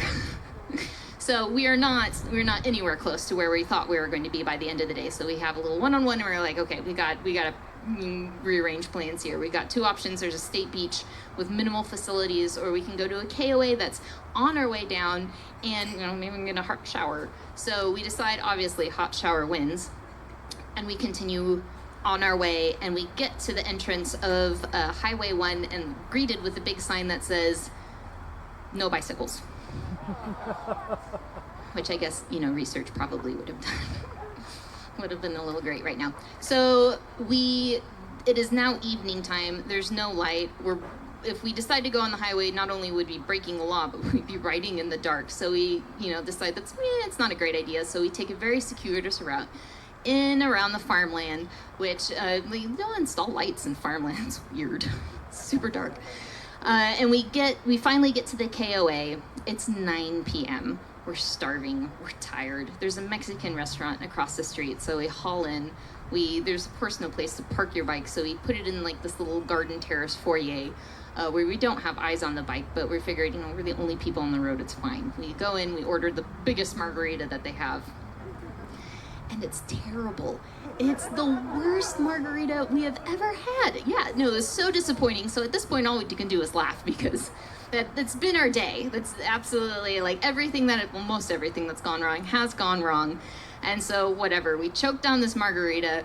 We eat our, substandard Mexican food. We pay way too much for the entire thing, and we go across the street to where the KOA is. And there's on the leaderboard, there is a sign that says no tent camping. So apparently when you research on Google, camping is camping. If it's just RV camping, they don't really make that distinction. So we decide to take our faith in humanity, and if we need to explain to the manager what's happening, they're probably going to understand what's going on.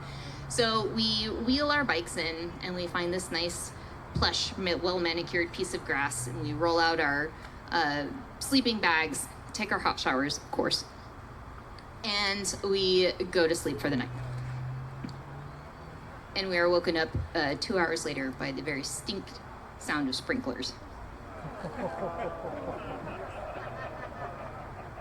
And time kind of slows down when you've had that dramatic of a day and everything has happened and you're beset with yet one more problem. And I thought maybe I could will them to like go back down into the, it turns out I can't, I'm not telepathic. So we both hop in our sleeping bags up to the top of the picnic tables, which are safe from the water, and that is where we spent the night. That was day 1. Day 2, we wake up, and Marie is one of those people who, like, civil twilight happens and she's just up, which is a very handy trait to have when you are going on a trip like this. So she's putting her stuff together. We make a little coffee, make a little oatmeal, and I notice she's starting to panic. She can't find her phone, so we undo all of our packs. I undo all of my packs. The phone is not on us. My phone is dead.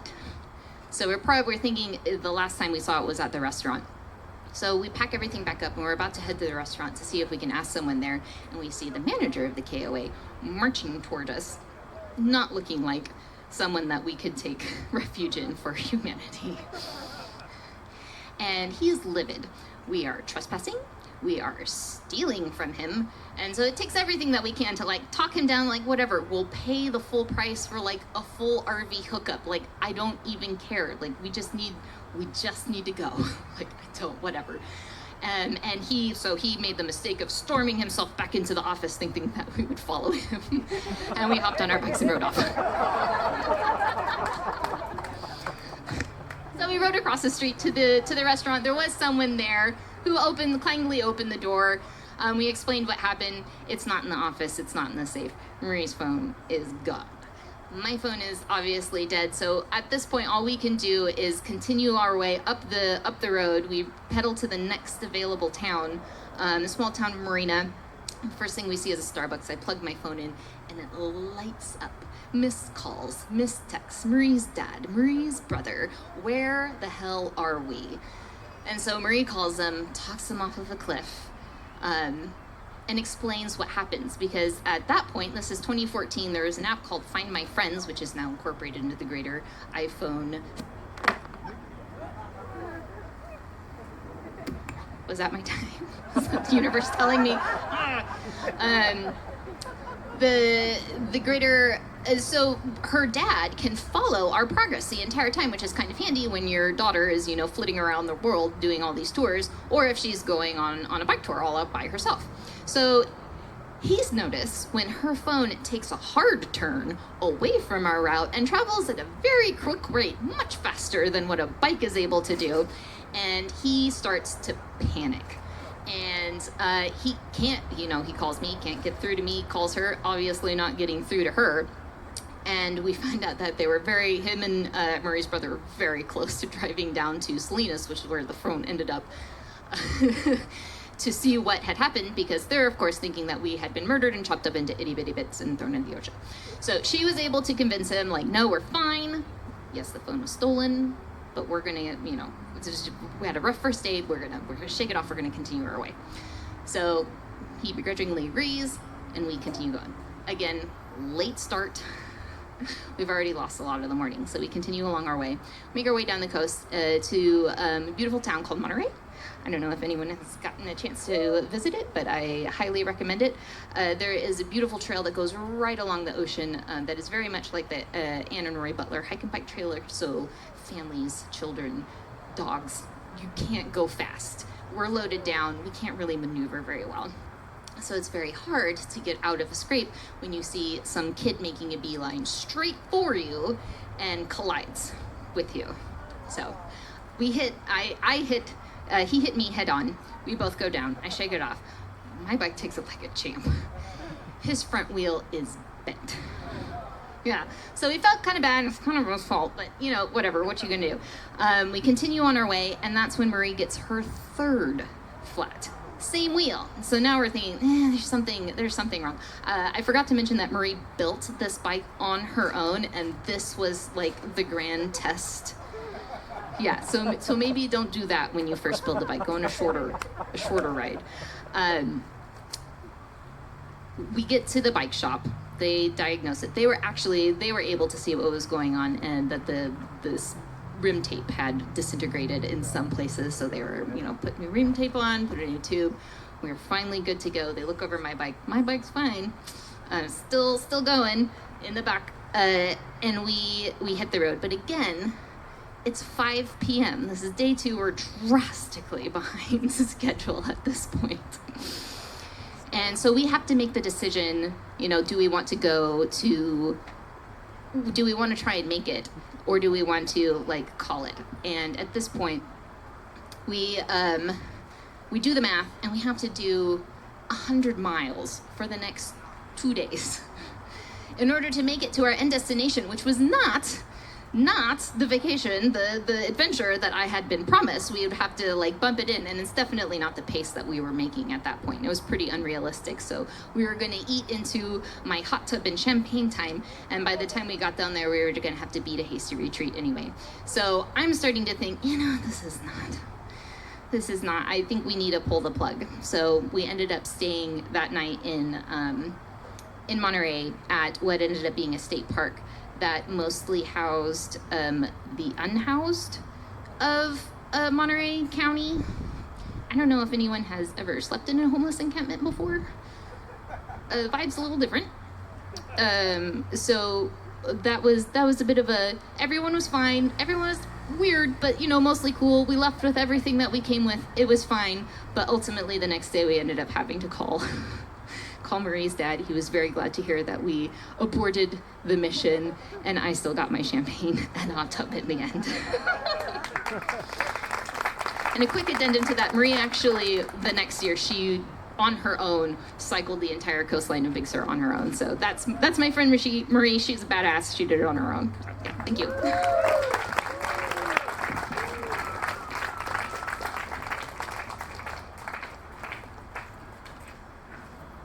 Thank you so much, Emma. Oh my gosh. Okay, we're gonna do this quick. We have prizes, and then we have 3 people who signed up as wild cards. They have 5 minutes each. These are wild cards. We don't really have their synopsis, but or their full synopsis. We have a little synopsis, but okay. 2 prizes. Esquina Tango? See. Esquina Tango Unlimited Class Workshop, and shout out to Gael for helping with getting several of these prizes. Thank you so much. All right. 564-321. Yay! Marianne, take me with you. All right, next one is the amazing. We'll get your information. All right, Last prize. Wait, Dan. before we draw this one, we should probably show it. Oh yeah, show it. Super cool print, bike prints. If you love it, this person also wrote their name on the back, which is great. Paul Guerrero. All right, Paul. Okay. Amazing artist, Dan Grissom, Biscuit Press. Thank you so much. Thank you to all of our prize donors' support. Okay. Yeah. All right. Hector, you want to do wild cards? Let's go. Stick around for wild cards, and then also a reminder, community plugs, 30 seconds to plug anything you're excited about coming up in the world of Austin, Texas. All right. I do not know why she keeps bringing me to the microphone. So we have 3 volunteers. They have 5-minute limit, and I'm just calling their name. They come to the front. I'll have a timer, and they need to tell your story on that period of time. So let's start with Robert. Robert. There is only one Robert here, so that's. I do not know. I cannot even. Yes, Robert. That's the Robert. Okay.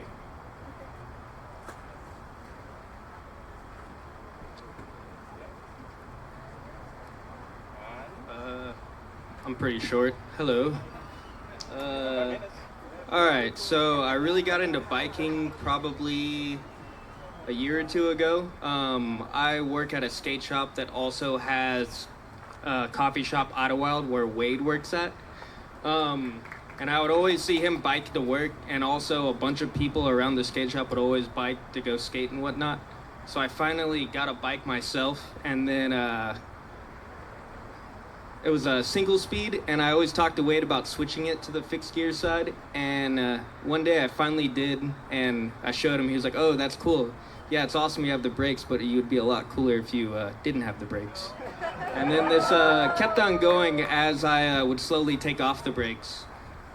I didn't ride my bike here, unfortunately. It's really disassembled in my living room right now, but it's great. It's a Kilo TT. It's awesome.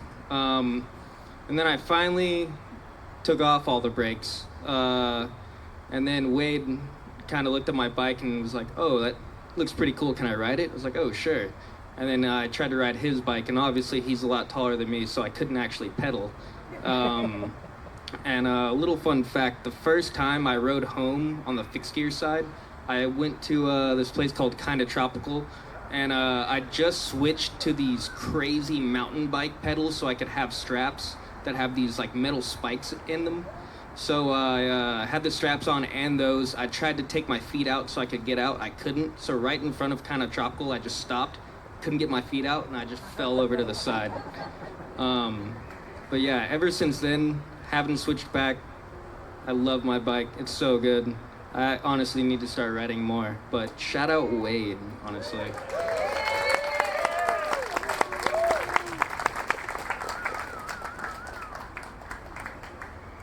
And just under 2 minutes. Great job. Okay, next one we have Thomas Epting.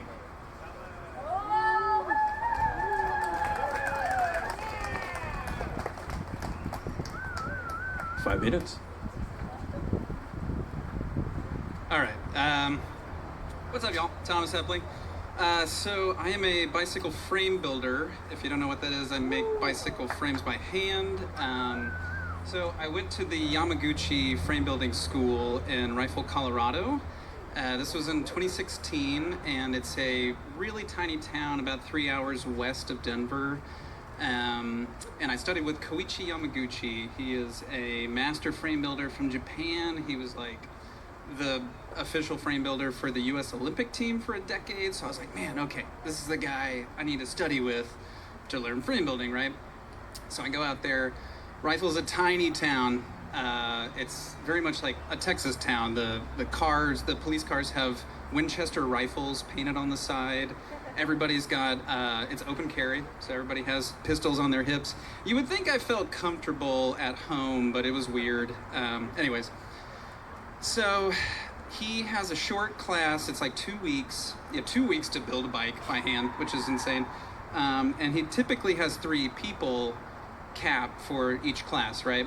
But I went in February when it was snowed in, so it was just me and him for 2 weeks, which was really cool.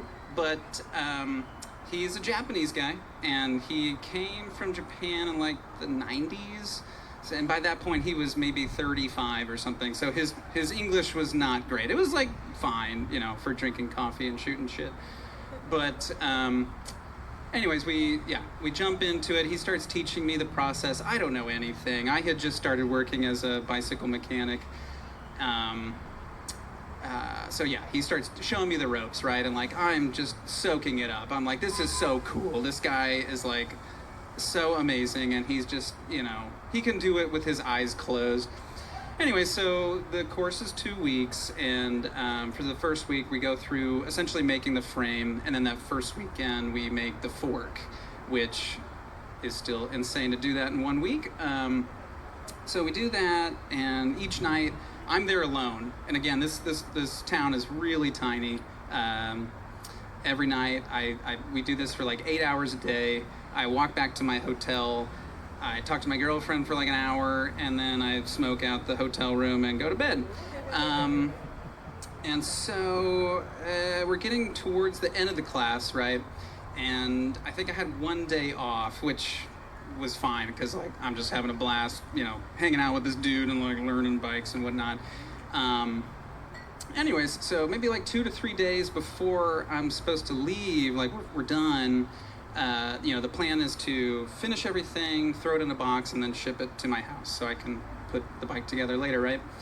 And maybe like the hotel I'm staying at is this really tiny hotel. I don't know what my time's at. And the guy tells me there is a rock slide on I-70. Cool. there's a rock slide on I-70, and like this is like my second time in Colorado, so I'm like, okay, yeah, rock slides, that's like totally normal, right? So every morning I would go down into the lobby of this little hotel and get some free breakfast, and they have like a local newspaper, and on the front page of this newspaper it says Rockpocalypse, and I'm like, oh, that's interesting. So I look at it, and it's a photo of the rock slide, and that was just totally underestimating what actually happened. It was like boulders the sizes of houses that had fallen down on I-70, which is the main artery to get to and from Denver and that like part of Colorado, right? So it's like 2 days to go. I have a shuttle because there's no airport around there. You have to fly in from Denver and all this stuff. And then I get an email from the shuttle service that's like, you're fucked, buddy. Find out whatever you need to do to get home. And, again, 2 weeks. I'm hanging out with Mr. Yamaguchi, and I'm like, we're hanging out all the time. So I'm like, dude, can I please, I need help, right? Can you drive me a half hour to the next town to rent a car so I can get home? And we spent all this time together, 8 hours a day, and he's just like, no. And I don't know what to do. So they have a bus system that goes from Rifle to Glenwood Springs. Rifle's so tiny that the bus doesn't really go anywhere in Rifle. It has like one stop, and then they're like, all right, fuck this place. And they go back. So I this is at the end of the day too. I ship my bike off, ship the frame off, and run to the bus stop, wait for half an hour, which is terrible. And then I get to Glenwood Springs. The car rental place is like closed. So I'm like, okay, fuck. All right, I just got to do this again. So if you ever want to do this in your lifetime, it was a 3-hour drive down I-70, turned into an 8-hour drive, which was like this crazy thing. I don't think I had a smartphone at the time, so I had to get a paper map. It was insane. But I had a wonderful time driving by myself for 8 hours on snowy mountaintops. But fortunately, I made it home just fine, and got my frame arrived okay, and I got it painted and put that all together, and yada yada. That's how I started my frame building journey.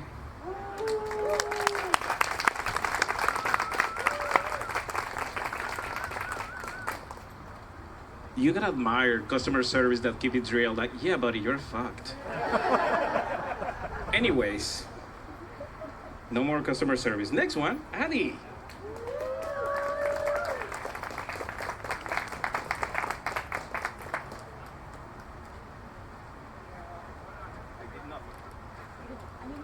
Me, and you look amazing in that star garland. Might borrow it after. Hello, my name's Addie. And in my early 20s, I decided that my life was over. It was devastating to admit. Obviously, I had peaked in high school, and there was just nothing else for me. I mean, what was crazy about it was that in high school, I was determined to say that I had peaked in middle school. There might be a little bit of a trend there, a little bit of a pattern. We're not going to think too much about it, though, okay? So I'm a little tall. I had peaked. That was the end of it. I had a beautiful prom dress. I had an amazing 4-year-long boyfriend who we were in love, and we were going to get married, and there was no one else for me in the world. And I had to give all of that up to go to college, for the privilege of going to college at UT. In college, it was fine. You know, when people go to college and they're like, I really discovered who I am, and I love everything about this, and I'm totally cool with freedom, and it's not stressful at all because I have intrinsic motivation. So cool, so chill, so effortless. That was totally me. It was not, okay? It was not. I got through. I made some good friends. I somehow earned 2 degrees with some very questionable study habits, and had 0 romance in my life at all. Partially my fault, partially theirs. All I'll say is, when someone whose name also starts with an A is walking you home from the Mellow Mushroom, R.I.P., and he goes, sometimes you just have to stop and Kicks Puddle, smell the roses.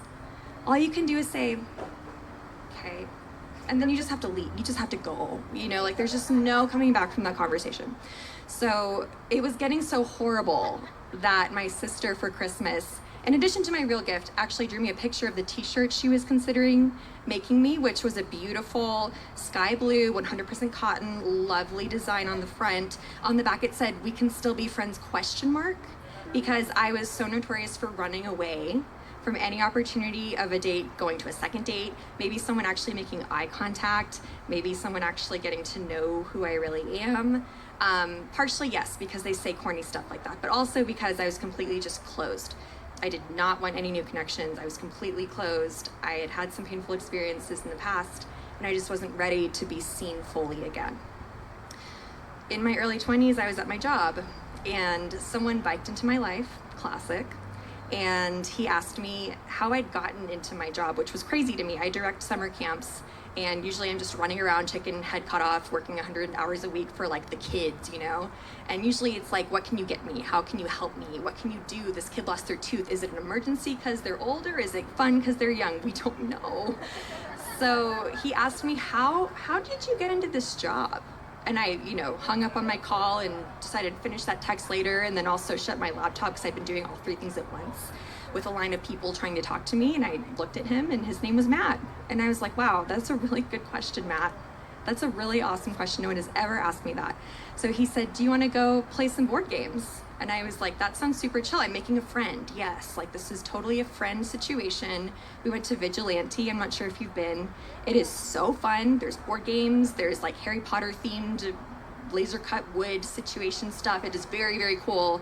Any nerds or just not nerds, people who think that things are cool, would enjoy it tremendously. So we're at this Not a Date, and it's going really well, and it's super fun, and he has kind eyes, but I'm like, whatever. My life is over. Connection's done. I'll be alone forever.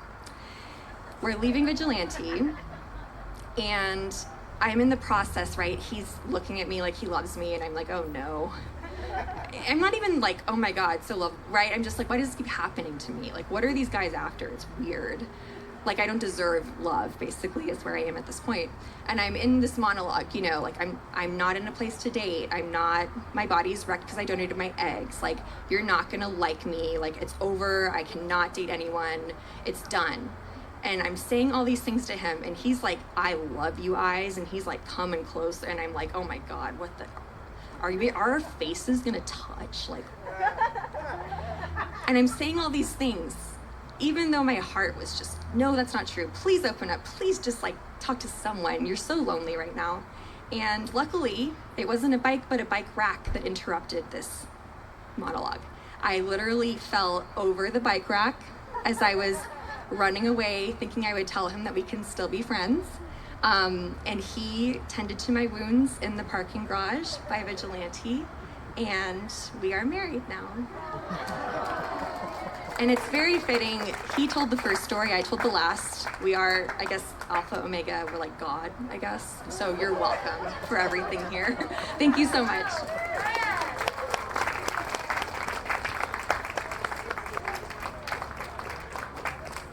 Now, community announcements. Who has something that they want to share with the community and with everybody else? Also, what are you doing here? Oh, yeah, you're here.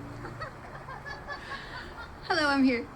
I just wanted to do a community plug. I'll kick it off. If you have a community plug, which is 30 seconds to plug anything you're passionate about, exciting, you want to share with the community, line up over here next to Russell, because you're just going to like hit the mic. You're like, it's going to be like person after person. So yay, I see Lee. Yes. Anyone else? Community plugs. It can be anything. Yeah, line up. I want to do a community plug. Let's start the 30-second count for me.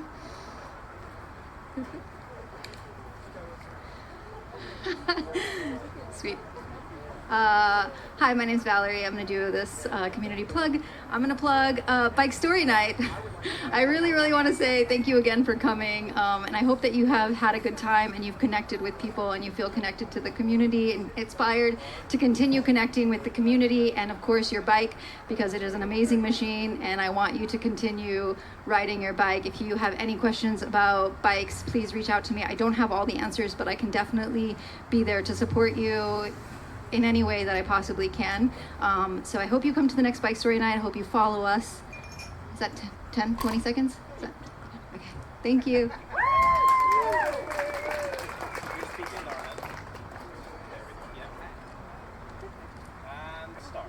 Hi, I'm Lee. I won the yoga prize. I don't know if anybody was here when that happened, but I gave it away because I am a yoga teacher and I'm hosting a public rooftop class outdoors this Sunday at a new downtown facility. It's a soccer field, outdoor soccer field called Vanta Athletics. If you would like to join for that, follow my Instagram, ATX Rooftop Yogi. Javier was there last time. He did really good, so I bet you guys would all do great too. Yoga's good for bikers. Okay, thanks.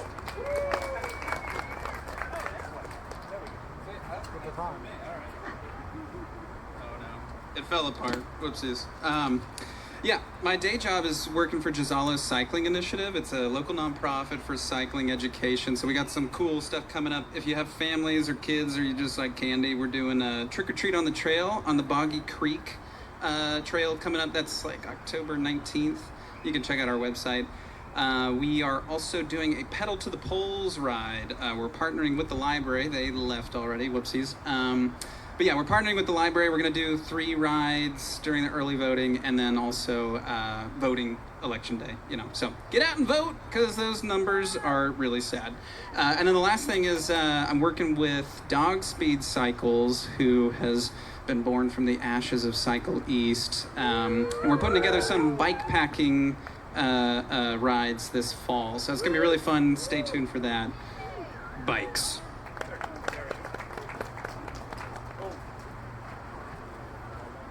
Hell yeah, I get stars. My name's Indigo. I work at the Peddler Bike Shop in South Dallas, aka Cedar Park. But I used to live like 2 blocks from here, so pretty cool. Hey, I lead a gravel ride every Sunday, but I say gravel. Gravel's not a real thing. It's bullshit made up by the industry. So any bike works, road bike, mountain bike, track-low cross, if you're into riding pick-your bikes without brakes on the dirt, because that's the coolest thing you can do out there. Come on by, or if you just want to ride bikes with us, we also ride on Tuesdays and Thursdays, but it's a good excuse to go to South Dallas because we have cool trails up there, and they're always evolving, so swing on by.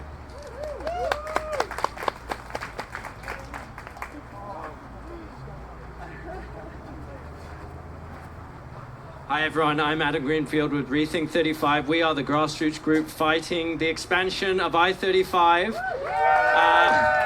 Turns out Texans really love the idea of rail in this great state, and they really increasingly hate highway expansions. Highway expansions are one of the dumbest things that your state Department of Transportation can do, and our state DOT is doing it a lot. And we are fighting it. We have a lawsuit right now that is about to heat up. And we are fundraising. We need to raise $100,000 to pay our legal fees to fight this dumb project. And through small donations from people like you, we have raised $95,000 out of our $100,000, which is so amazing. So please go to rethink35.org. Help us raise that last $5,000. We're so excited. It's going to be a firebrand case. And I also have our petition here. If you haven't signed our petition, put your hand up and I'll hand it your way. Thank you so much for your support.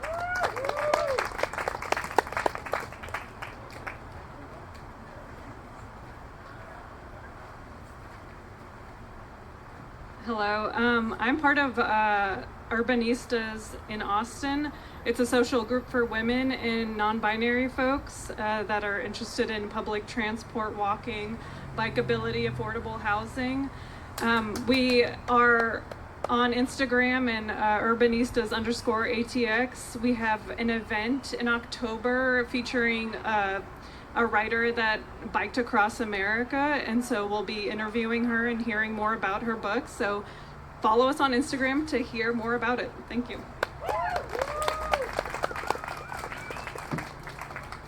All right, I'm back.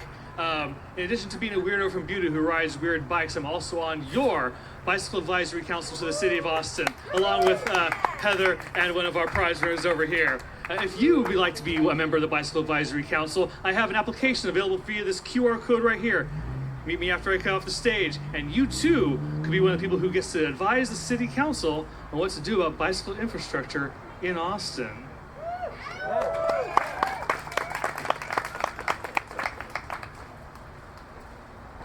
Hi all, my name is Marilyn and I won the Patagonia thing, which I'm really pumped about.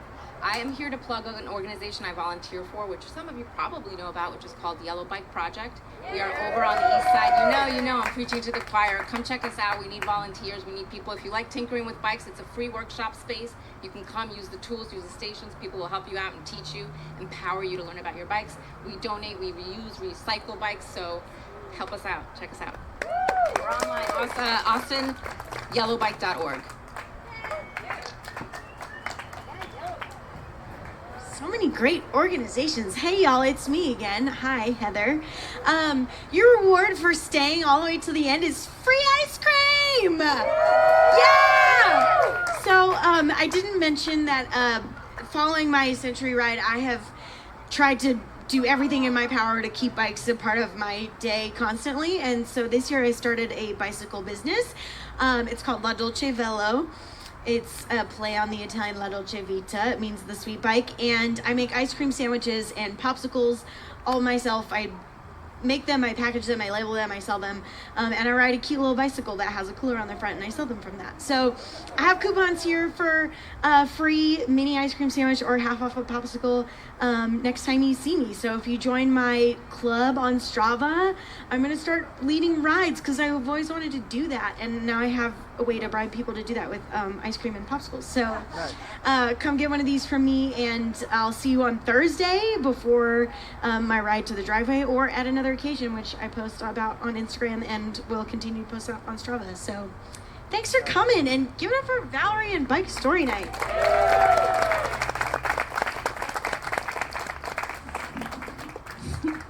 That was amazing. That was probably the most community plugs that we've had. That was awesome. Thank you all for coming up here. And okay, one more.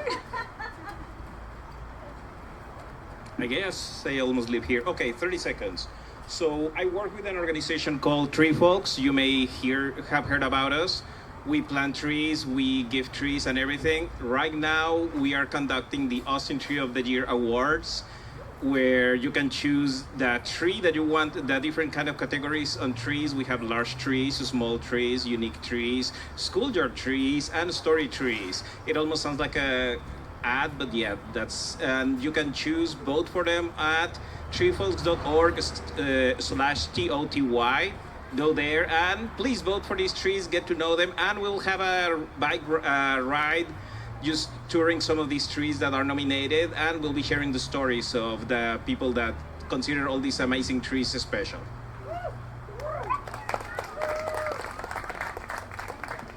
I love it. I love it.